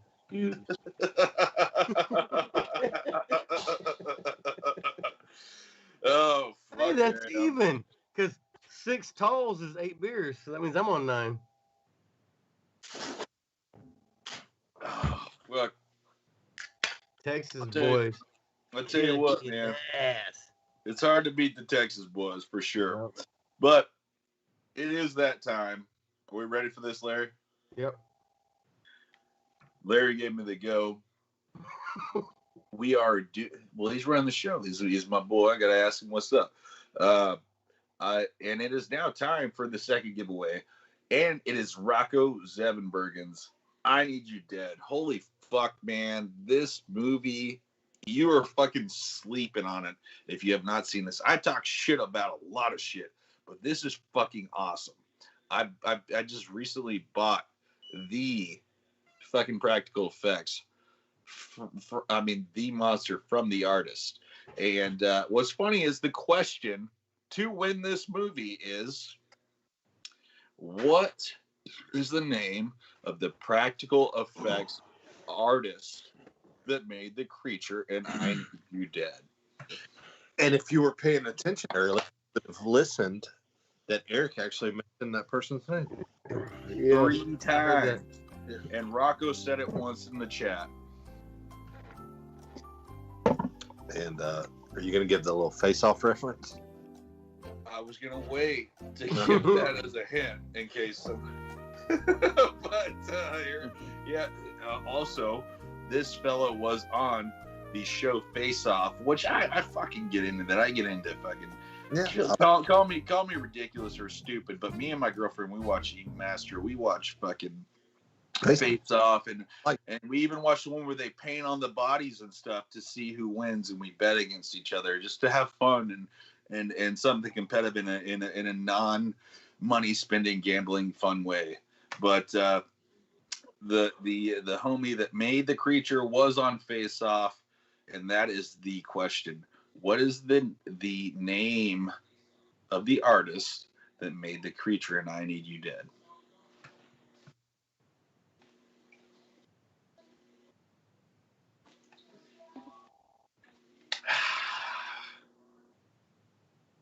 Boo doo doo doo doo. So what sucks is, like, we're filming this right now, but it's like 20 seconds after that you guys actually get what we say. It's like we're in the future, man. Yeah. Mhm. It'd be a lot cooler if you did. Fuck yeah. Dude, all right. So while they're like thinking, Eric. So I went and I'm looking at these fucking goddamn jackets. You know, these sports coats today. Yeah. Boy, you know. So I finally found one that I love. They're trying to get me. Oh, go ahead. Yep. Who got it? Wild Will. Wild Will from Chesterfield. And I'm glad I waited to send out your package because I'm the dude that does the DVDs, and I usually wait like 3 shows. I said I was going to send it last Monday. I'm sorry. I waited because I wasn't supposed to be on the show, but I ended up being on it anyways. So I was going to add these packages to that. Now I get to add 2 DVDs and send them to you. Very cool, Wild Will. I'm so happy you won this because it is one of the fucking coolest movies that I've seen this year. And Congratulations. That's high praise, Eric, coming from you, considering how many films you watch. Thank you, Craig. I mean, I fucking love you, man. Craig, if I was there, I'd suck your titty right now. But that's also big words for how many shitty films Eric watches every year. Well, I watch them all, dude. I watch them all. But you know what? Sometimes you never know. Yeah. Might think it's gonna be shitty, and it might turn out badass. I do want to say something real quick, and it's funny because Eric was actually talking about coming to Jersey, and we're gonna check out a con. I'm pretty sure after he said that, yeah, I don't think that's gonna happen anymore, Eric. I think I'm good. Nah. I want to come hang out with you, and I'm gonna. I mean, whether you like it or not, I might just show up at your doorstep. That's just how I roll. Hey, I got plenty of room, buddy. Plenty of room. But anyways, fucking Larry was saying, for those of you that don't know, Larry Mark, our very own, the F.U.C. Larry, is in a fucking movie. He's in his first fucking horror movie, and I'm so fucking proud of him. It's fucking higher budget than most of the shit that I've ever been in, so it's like fucking wow, nice. I'm fucking pumped for him. I'm excited for him. It's just a cool thing to be in a horror movie because we love horror movies so much. He is in Abel Berry's upcoming flick, Strix, and tomorrow night they are having the preview ceremony of Strix. So that's very cool. I might message Abel, see if I can fucking sneak into that. Hopefully he will allow me to. Dude, hey, last I saw, there was still like 60 tickets available, and it was only like $11 to get in. Oh, yeah, I would love to come fucking hang out with you guys, dude. It's going to be over in Haltom City. Any chance I can see my boys, dude, it's like, I go to a con to hang out with my boys. I flew to North Carolina to hang out with Paul. I didn't fucking go there to go to fucking shit-ass Mad Monster that sucked dick. I fucking went to hang out with my boy. I fucking, if I can hang out with Larry tomorrow for $11 and fucking maybe 30-minute car ride, I fucking cherish all these moments. Like I love all of our guys, dude. They're all beautiful people. But what was funny is I was messaging Larry today about the show because we do like a little a rough draft pre-screening thing to make sure the show flows properly, you know. But I messaged him today, and I tried to call him, and he said, "Sorry, I'm trying on a brown tan leather suit right now." So he's gonna wear a fucking tan leather suit to his fucking screening of his first movie like a pimp daddy, dude. Look at that shit. And if I make it there tomorrow, I'm probably gonna show up in fucking sweatpants and fucking like gym shorts and a fucking just black t-shirt. But I'll be sitting right there next to my boy, and as soon as I see him, I'll say, "Larry Marek, best person in the film." Dude, hey, it worked out perfect though, because I'm sitting there. I'm sitting there. I'm broke right now, and we went and we're looking at just jacket. All I needed was a jacket, so I didn't need everything else. I just needed a jacket. And we're looking at jackets, and they're all like, you know, fucking $400, $500, $600 just for a jacket. And I'm like, all right, you know, and I just happen to see that's the one I want. It's regular like $550 for the jacket. It's marked down half price, and I'm like, so I got to talk to the old lady. She's the one that's got to buy it for me because I'm broke right now, Bree. And she's like, yeah, if you want it, get it. We walked around the other stores, came back to it still. All right, that's the one I want. Yeah, all right. So we're still thinking, oh, it's gonna cost me $300, or it cost her $300 plus. Well, it was actually 50% off of the 50% off, so it only cost like $160. Oh, nice. How badass is your girl, dude? Oh yeah, she's a fucking woman in history. Bree is an awesome human being. I loved her ever since I met her, just because she's a good person, And then she has my boy's back like that so hard, even though like she didn't know it was cheaper. That I mean, you got it made, dude. Thank you. I love her. That's my fucking goddamn. We've been married over 10 years, so fuck. It ain't like she's new. But yeah, it's gonna be fun tomorrow. A little red carpet premiere tomorrow. I'm gonna try I'll come be there record with some you. shit. I want to support you fully. Yes, it's from 6:30 to 10:30 tomorrow. So if you're around, What time's the movie actually start? Though? I have no fucking clue. We were just told 6:30 to 10:30. No, I mean after you've done signing the autographs, obviously. I don't sign autographs. I take nudes and send them to you. Oh, look at you! Yeah. Or you can take a nude of me. Fucking Larry has a stamp. He has like like one of those ink book things, Oh. and he pulls his dick out and he puts a little fucking his dick on there, and then he stamps whatever you want autographed. Slams it down. There you go. No, there you go. That's why no one can ever read that shit. What the fuck?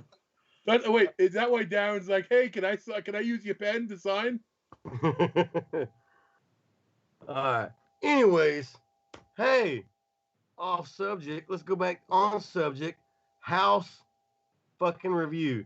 So, I want to ask right now, Paul, Craig, which one of y'all want to take this over? I'll run with it. All right. Paul, you got it. House. So I'll run with it because I'm the only one that had this motherfucker as number one in my house top 4. Makes You sense. should. 1986 film. And he has the T-shirt on, folks. Yeah, Hey, don't forget about, Tony's Dark Nightmares picked this movie. yeah, and yeah. Shout out to our boy Tony's Dark Nightmares. Which, if you're into figures, make sure that you check out Tony because he's always got some badass shit from Pazuzus to Graboids to. You got some leprechauns coming out. Oh, they were so Oh good, my man. god, They the were leprechaun so good. figure. Yeah, Our boy took the soda non-produced toy, had somebody resculpt it to look like it, so it's not stealing. But we always wanted that figure, and he's giving it to you, dude. Mm-hmm. Yeah, he killed it. Yeah, Tony's our boy. So definitely make sure that's going to be coming soon, as well as I believe he's doing some reanimator sets that are coming out pretty soon that are going to be dope as well. What is Grog saying? What are you saying? I thought girl was talking to fucking Paul. He's talking to his fucking yaya. He's talking yeah. Grog's in the background No, going, I thought Paul was. I thought Paul was about to Divulging. I thought that's what Grog's like. No, whatever you do, don't say that. And he's like, instead he's like, damn cat, get off that. Stop it. That's actually what it is. That's actually what it is. She's on a shelf where all the important stuff is. If that shelf falls, we're fucked. So if the show goes offline anytime soon, blame it on the cat. a quick honorable mention, Grog. I love you, dude. Thank you for doing this for us. Always, man. Always, he's the shit. Always. Grog is the man behind the curtain. He's the only guy He who's is on the 22 bee's knees, episodes. but he's also a fucking piece of shit. He's hard to deal with sometimes, but you know what? Still love him. He's my piece of shit. Yeah. He's Al Marlon Brando from the island of Dr. Monroe. He's the only motherfucker that's been on 22 episodes. So yes, House, 1986 film, with awesome William Catt, George Wendt, as well as some very hot females that I can't think of their name. One being William Catt's wife in the film, as well as his neighbor. Directed by Steve Miner, produced by Sean Cunningham, which you probably know those names from Friday the 13th and Friday the 13th Part 2, which Steve Miner directed, as well as Fred Decker was the one who wrote the original story, who you also know from, let's see, what did he do? Night of the Creeps, as well as Monster Squad. I believe he also wrote and directed. And to me, I'm not going to say perfect, but it's a great horror comedy. William Catt is an author it's almost like a PTSD film. He's going through The portion of losing his son, they don't exactly know what happened there, his young son, as well as I believe he has some kind of PTSD from Vietnam. Oh, God damn it. I just got a little piss on the floor. I had to pee during the show. I'm sorry. No shit. I literally just walked off. I had a pee during the show too. I walked twice to the bathroom. Exactly. That's what I did too, Craig. Jesus Christ. Well, goddamn, I had 9 beers. I'm on my fucking 10th beer. What do you want from me? Paul's at 240s. Yeah. No, almost. I'm sorry. This is my night still. This is still my night. Oh, well, fuck you. I'm on my 10th. Jesus Christ. Can't get anything in with you guys. I drank my 6-pack of 16 ounces, which was 8 beers. I drank another one, and then I'm on another one. But I also drank like 4 before the show started. There you go. It's pretty clear because there's so much alcohol. So that is clear. That's straight alcohol. That's straight alcohol.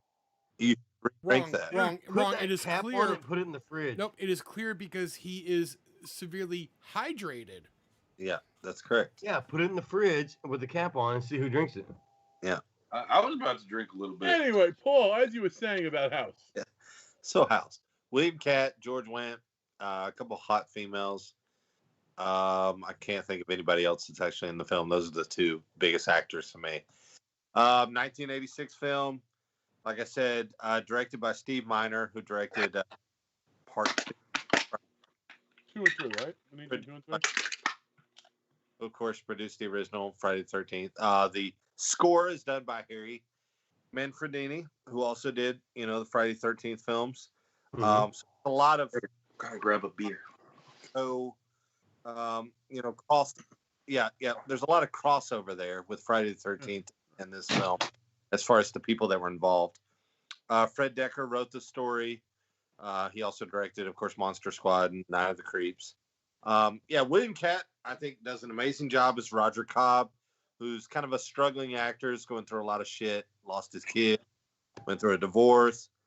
You can tell he's got some Vietnam PTSD. I really enjoy this film. I think William Catt, I think, does an amazing job.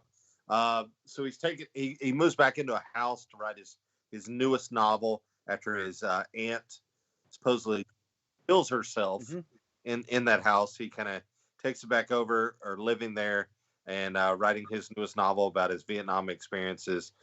And of course, he goes through all this stuff with Big Ben, who is played by Richard Mole, and some of the shit that they went through while they were in Vietnam. And it kind of makes you think, like, is the shit that he's seeing, is it real? Is it not real? Is it a haunted? It's really good haunted house film. I would love to live in that house. It's an amazing house that he's staying in. But just the overall characters, with one being Big Ben, the house witch, the closet monster that you see. There's so many great practical effects in this. And like I said, William Catt is an overall character. Richard Mole is Big Ben. George Wendt, who's his neighbor, is kind of that weird neighbor that you have that comes over and finds out you're a celebrity. It's to me it's a blast though. I just love. It's just one of those films that I remember watching as a kid, all the time, and one that I had tons of fun with. And there are some, even though it's a horror comedy, there are some like kind of scary moments, especially with a closet monster. The one where the neighbor, the hot neighbor, brings over her kid, which by the way is Steve Miner's son. Brings him over for him to babysit. It's really abstract when you think about it, that your hot neighbor just randomly brings over, that you don't even know, brings over a kid for you to babysit.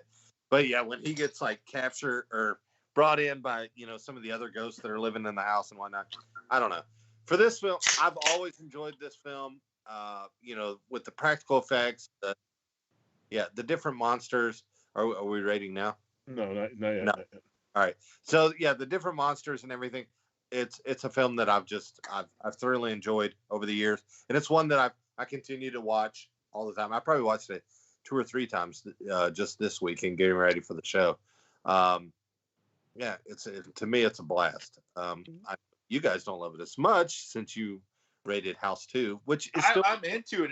It's good, but two for me just is fucking out there, dude. Yeah. Let me give you my take on one, and I agree with Eric. It was, for me, was the better one. And by the way, I didn't mention this in my Champion 2 before. I have to. You can't forget about freaking John Ratzenberger, and what he did in part 2. That was awesome. You have George Wendt in part 2. From the part 1. So, but to me, you know what happened with House? House for me is a movie that, as I got older and I started watching more movies, and as you start seeing more, it's a movie whose the parts are better than the whole. You know what I mean? Like, I do like some of the things they've done, but then it's also like, a horror movie that's done like that, ding dong, you're dead, and there's really only one death in the movie, and that's in the beginning when she's hung, or something that somebody pointed out to me. This isn't my idea, but it's a good one if you think about it.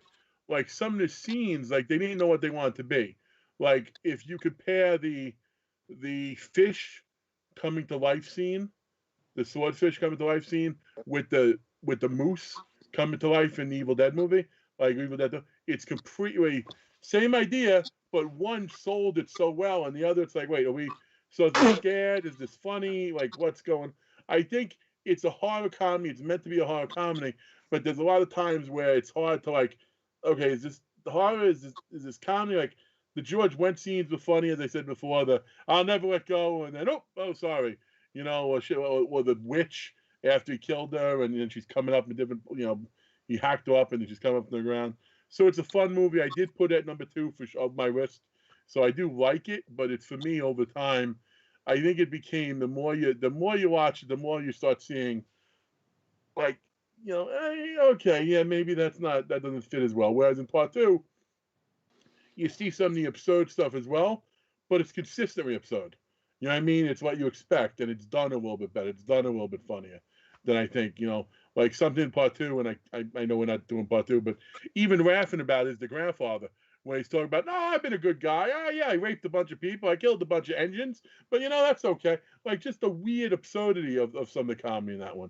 I think one tried to do a delicate balance itself between the two worlds, and it didn't do as well thing. One other note with Minor, he also did H2O. So he has his hands in a couple. Horror franchises. But yeah. I don't know. That's it. Rara, you want to give your take on House? Yeah, I mean, I'd love to. The one thing, I can't think of the guy's name right now. I just was looking at it, actually. Fucking, it's a thing with me and Steven. His name's Alan Autry. I think his name is. The cop that comes in the house, the main cop, the white cop that comes in. When Bubba from Heat of the Night. Yep. Yeah, yes, but also he's from Southern Comfort. Yes, he is. Yep. So, like, I was telling Bree, we were watching it last night. I'm like, this is actually like the second time you've seen him in a movie that we've reviewed. And so, because we did Southern Comfort, which Eric hated. The other cop is God. What's he?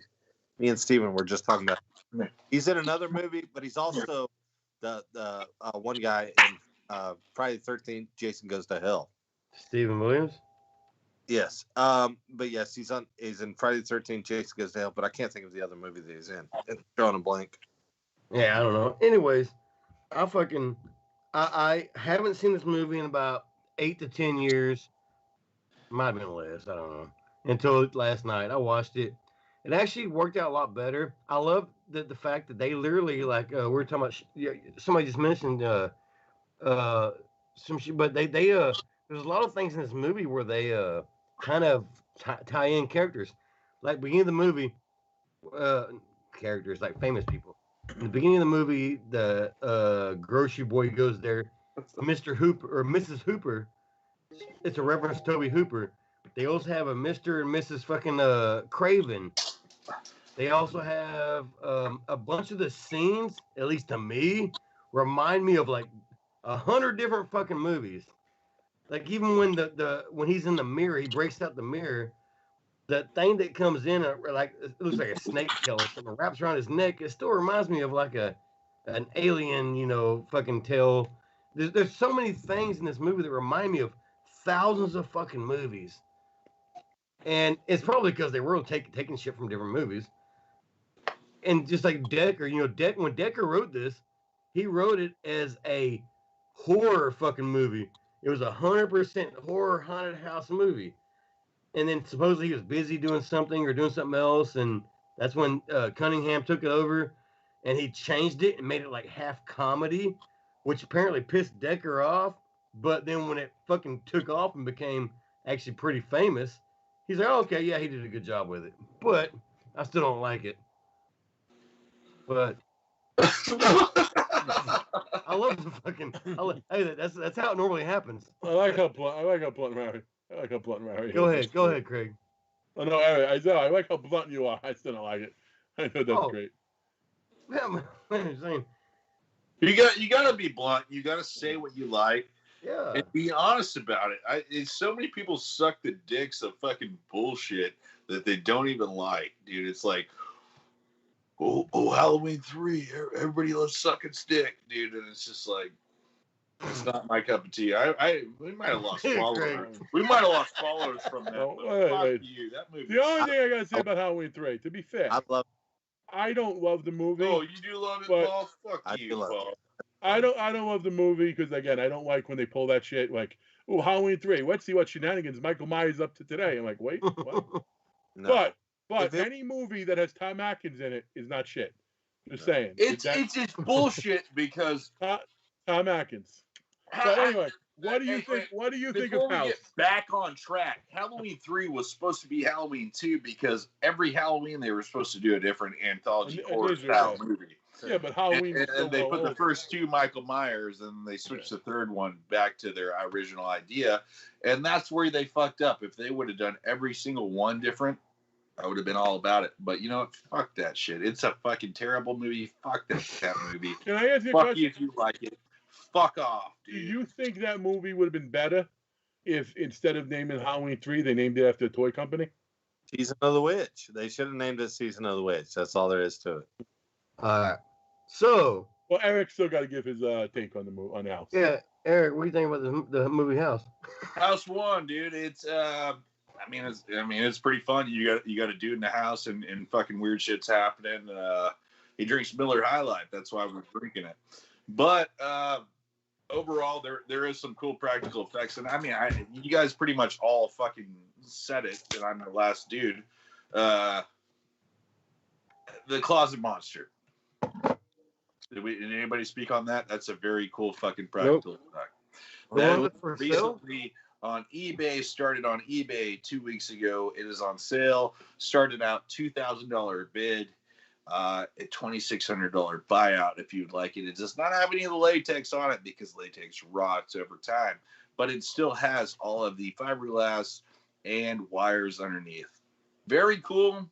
However, myself, I would rather get bang for the buck and either make something myself more closer to the actual thing, or it's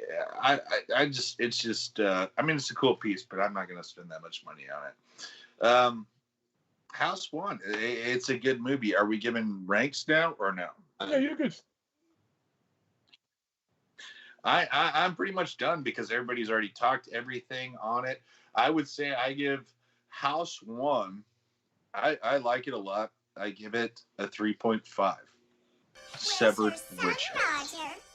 You'll never find him. He's dead. Well, I'll repeat exactly what Eric just said.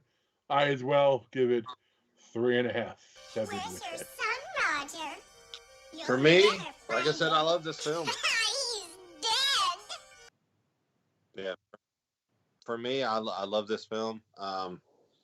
It's one that I've rewatched numerous times. I can continue to rewatch and still enjoy. For me, it's a 4 out of 5 or 4 severed witch heads. Yep. And I fucking haven't seen this movie in probably 8 years, and I watched it back, and I still fucking loved it just as much. But I was happy to watch it with Bree for her first time watch, and she told me she liked it, but we'll see. I also give this, just like Paulie D over here, 4 severed witch heads. Hell yeah. So this movie is definitely Horrorholics. Yeah. Approved. I was gonna say we should start doing like a Horrorholics Hall of Fame. Yeah, like a horror. Yeah, if it gets over like an average of like 3.5, or we should do a. Yeah. But anyways, do we have anything We else? ain't got nothing left. We just got, hey, anybody got any questions for us? Is anybody in the chat? How many Thank people? y'all, 20 something that are still here. Fucking, we love y'all. Do y'all have anything to ask? Any questions? If you have literally any fucking question, okay, hold on. I see Eric like this. I'm like, all right, let Eric talk. No. You had it. You had it, dude. I was just saying, we're gonna give you guys 10 minutes starting now. Whatever you want to ask us, whatever you want to dare us, we might do it. Who fucking knows, dude? You dare or do something, or fucking ask us questions, dude. Definitely personalized. We like it when they're directed to us, or if you want to ask it to the whole group, we will all answer it. I heard a calendar girl in the background. Calendar girls. For some reason, unless I was fucking goddamn. Oh, never mind. Now I see it. Never mind. So we're just chilling here, so we can all shoot the shit. We can all shoot the shit with each other. This is just like fuck off time while people are asking us stuff, guys. We got one for I guess there was a death for everybody. What horror movie location would you like to visit?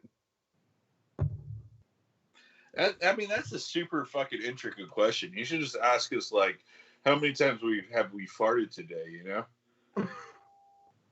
I like that. Get the questions from the audience and then shit on them. You're the best, Eric. I would like to visit the Poughkeepsie area because that movie is very ridiculous but awesome. I couldn't watch it. I cut that movie off in the first 5 minutes because it made me like too fucking like nervous. I guess when I watched it, my kids were younger. Anxious. My kids were younger, and I'm like, I can't watch this shit, and I cut it off. It's fucked up, Larry. Yeah, so I never still have not watched that because I turned it off in the beginning of the movie. Well, goddamn, don't watch August Underground 1, 2, and 3. Oh, I've already seen August Underground 1. Yeah, don't avoid them. Did you like number 1, Larry? Yeah, I mean, it was a shit movie, but yeah, that doesn't bother me. It's shit, but it's not shit. It's awesome. That doesn't bother me. Shit that bothers me was like Poughkeepsie fucking but was it not, first 5 minutes. Tell me. Hold on. It's not shit. It was well done. Yes, Larry, well done. Darren has not for you. shit. There's not like kidnapping, killing, babies getting raped in the butthole, like Serbian film.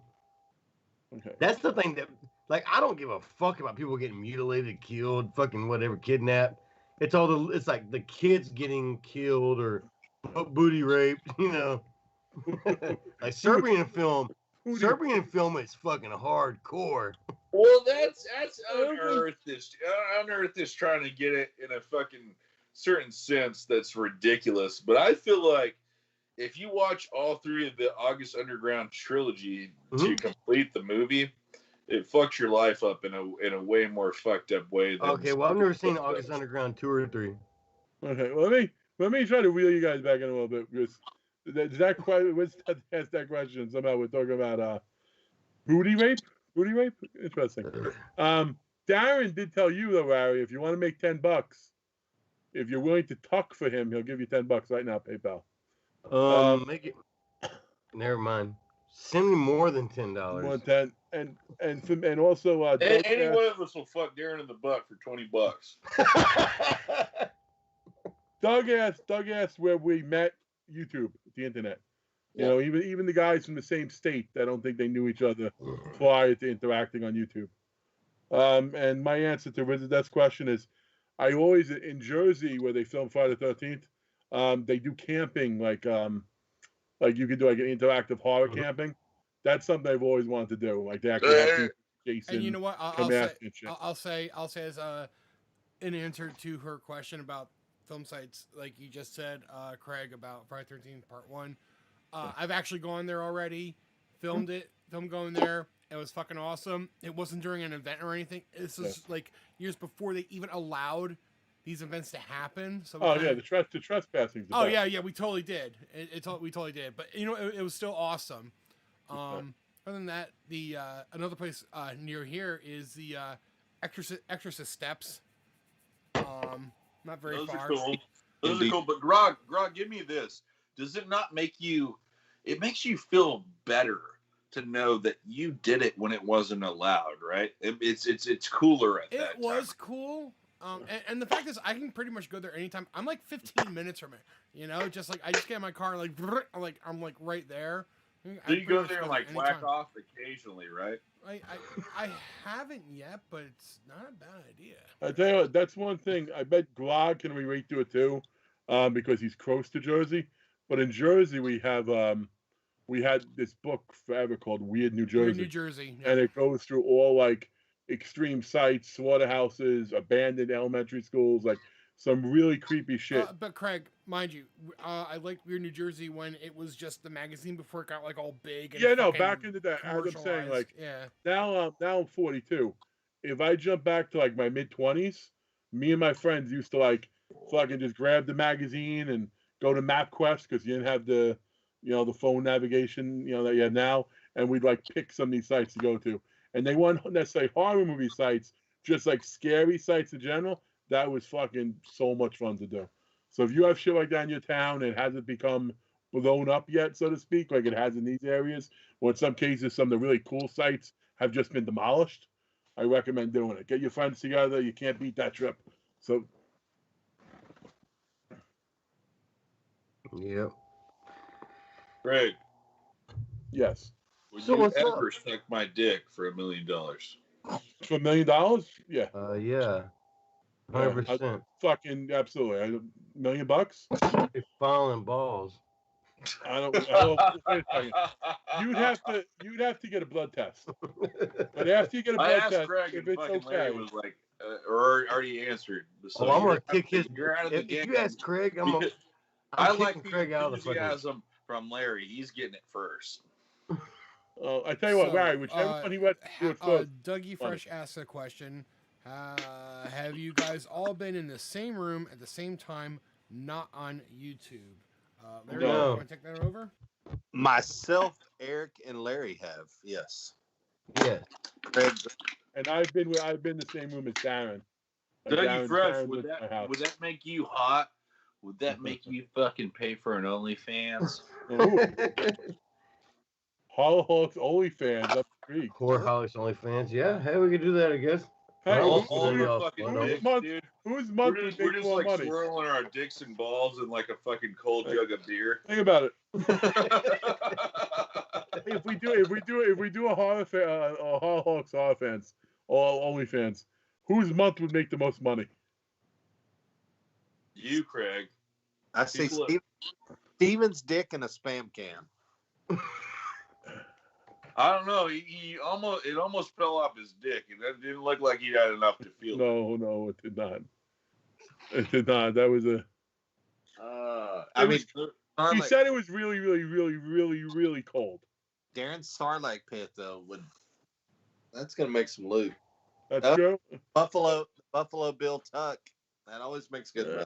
Yeah, but you haven't seen the Fat Man Tuck yet, so that could draw the money in.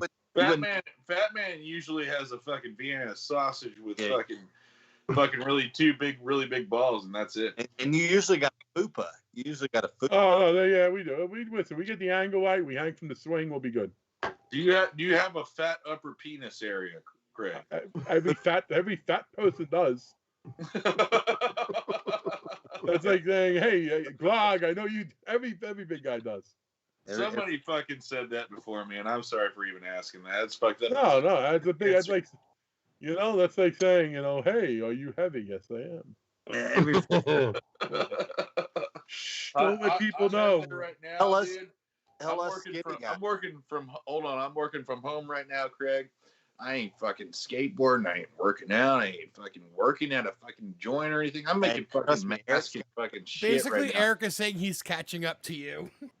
I am, dude. It's fucking. He's got a fupa. He's got a fupa. There you go. It's getting there, dude. There you go. I've actually lost some pounds the past couple months, so I'm not as fat as it'll take a Paul, long time. I'm not as fat as Paul or Larry or Steven yet, but I'm getting there. He's catching quick though. Uh-huh. He's running up behind us. I will say something. I don't say. Yeah, fucking hanging out with Paul for the weekend, eating good food all weekend. I love Steven, but I gotta say something. Steven was awesome. He got me that autograph, so I sent him a T-shirt with George Romero and all George Romero stuff on, thinking he'd want it. And I sent it 2X, thinking that would be good for him. And when he got it, he's like, "Oh, I don't normally get these, but you know what? It's good you sent it 2X, so if it shrinks, they'll still fit." And in my head, I'm like, pretty sure the 2X is what you need to fit, but okay, we'll go by that. Hey, that's like Darren continuously trying to wear schmediums. Well, Darren, that's why Darren doesn't wash his shirts. He just yanks him out of the hamper, because if Beth didn't get a chance to get to it, he'll do this. Okay, put it on. Like, God damn it, guys! I had to pee again. I'm just fucking sitting here peeing a bottle. Let's see. Is there anything else in the chat? I'm gonna go pee in the fucking outside door. I like what Wizard said. The fupa is the rid that contains the magic. That's a little disturbing, but I'll take it. I will take it. Are there any other questions before we end tonight's show? No, it doesn't dare seem like do there is. something fucked up. You can. Oh, this one's a little cloudy. It looks like I got an STD. Jesus Christ! Yeah, you'd have to get blood tests before we did anything for money. God damn it, dude! It fucking a little bit went over. Fuck. Pistol. Another Dude, one. Dude. I can't even look at that. Well, who pisses in a fucking, like, when I piss in a bottle, I piss in like a big Gatorade bottle, a Snapple bottle. What the fuck? You just stick your tiny little dick in that? Really? What the fuck, man? No, my dick is so big. No, it's my not. dick is so big. Your dick is The so hole, big. the hole is almost too big for the hole of that. No, I got a tiny Peter. What am I saying? My whole dick. I can put my whole dick in the bottle, dude. And I'm just like, and then they'll accidentally get an erection and be like, "Fuck, help! I can't get it off." Craig, you know it's true. You're absolutely correct. So, Larry, you want to tell these good people goodbye? Yeah. Hey. Oh. Never mind. Yeah. Never mind. What the fuck? I was just trying to. Hold on. Give me a couple minutes. Okay. Wild. What was that, Larry? What did no, we got some stuff. Wild Will said, "Would you guys smell my fingers?" Again, money has to be. Whoa. Larry. Darren, get ready to send in the money. Get ready to send in the money, Larry. Oh, God bless. God bless.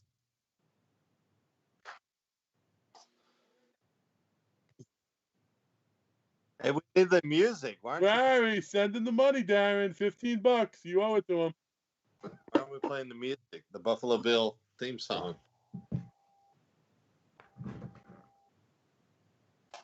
All right, Larry.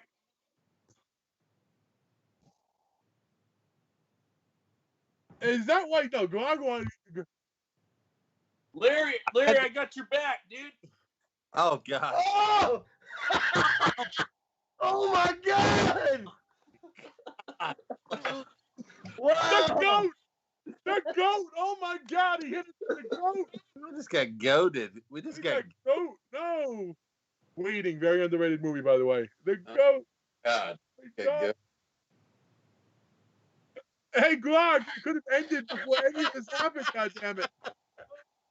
Oh, God. Look at Larry's face. He's like, nondescript. What the fuck did I see? Yeah, dude. Oh, I just saw it on my big TV. Oh, that is a tiny winky. All right. So aside from all that, I just want to say everyone can hear me in the chat and stuff. Awesome job, seriously. I just want to cheers everyone. Just raise your drinks and everything. We love you guys. So, Here you go, Good Grog. Dude, show. I don't got no more beer, but I'm gonna take a sip of piss for there you. you go. You do it. You drink Don't that do, pee. don't do that. I'm serious. This is Don't what's do that. up. Do it. Okay. Do it. Drink it. Drink the pee. Don't Drink do the it. pee. Don't do it. Oh, Don't do it.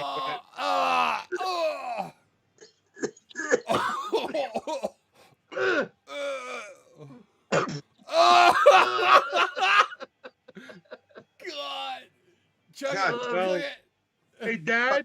Good night, y'all. Thank y'all for watching When everything did- tonight. When did Horrorholics come off the tracks? Well, it Yeah. was February 27th, I believe. Cheers, Right everyone. when Eric yanked on his cock. Love y'all. Grog. Let's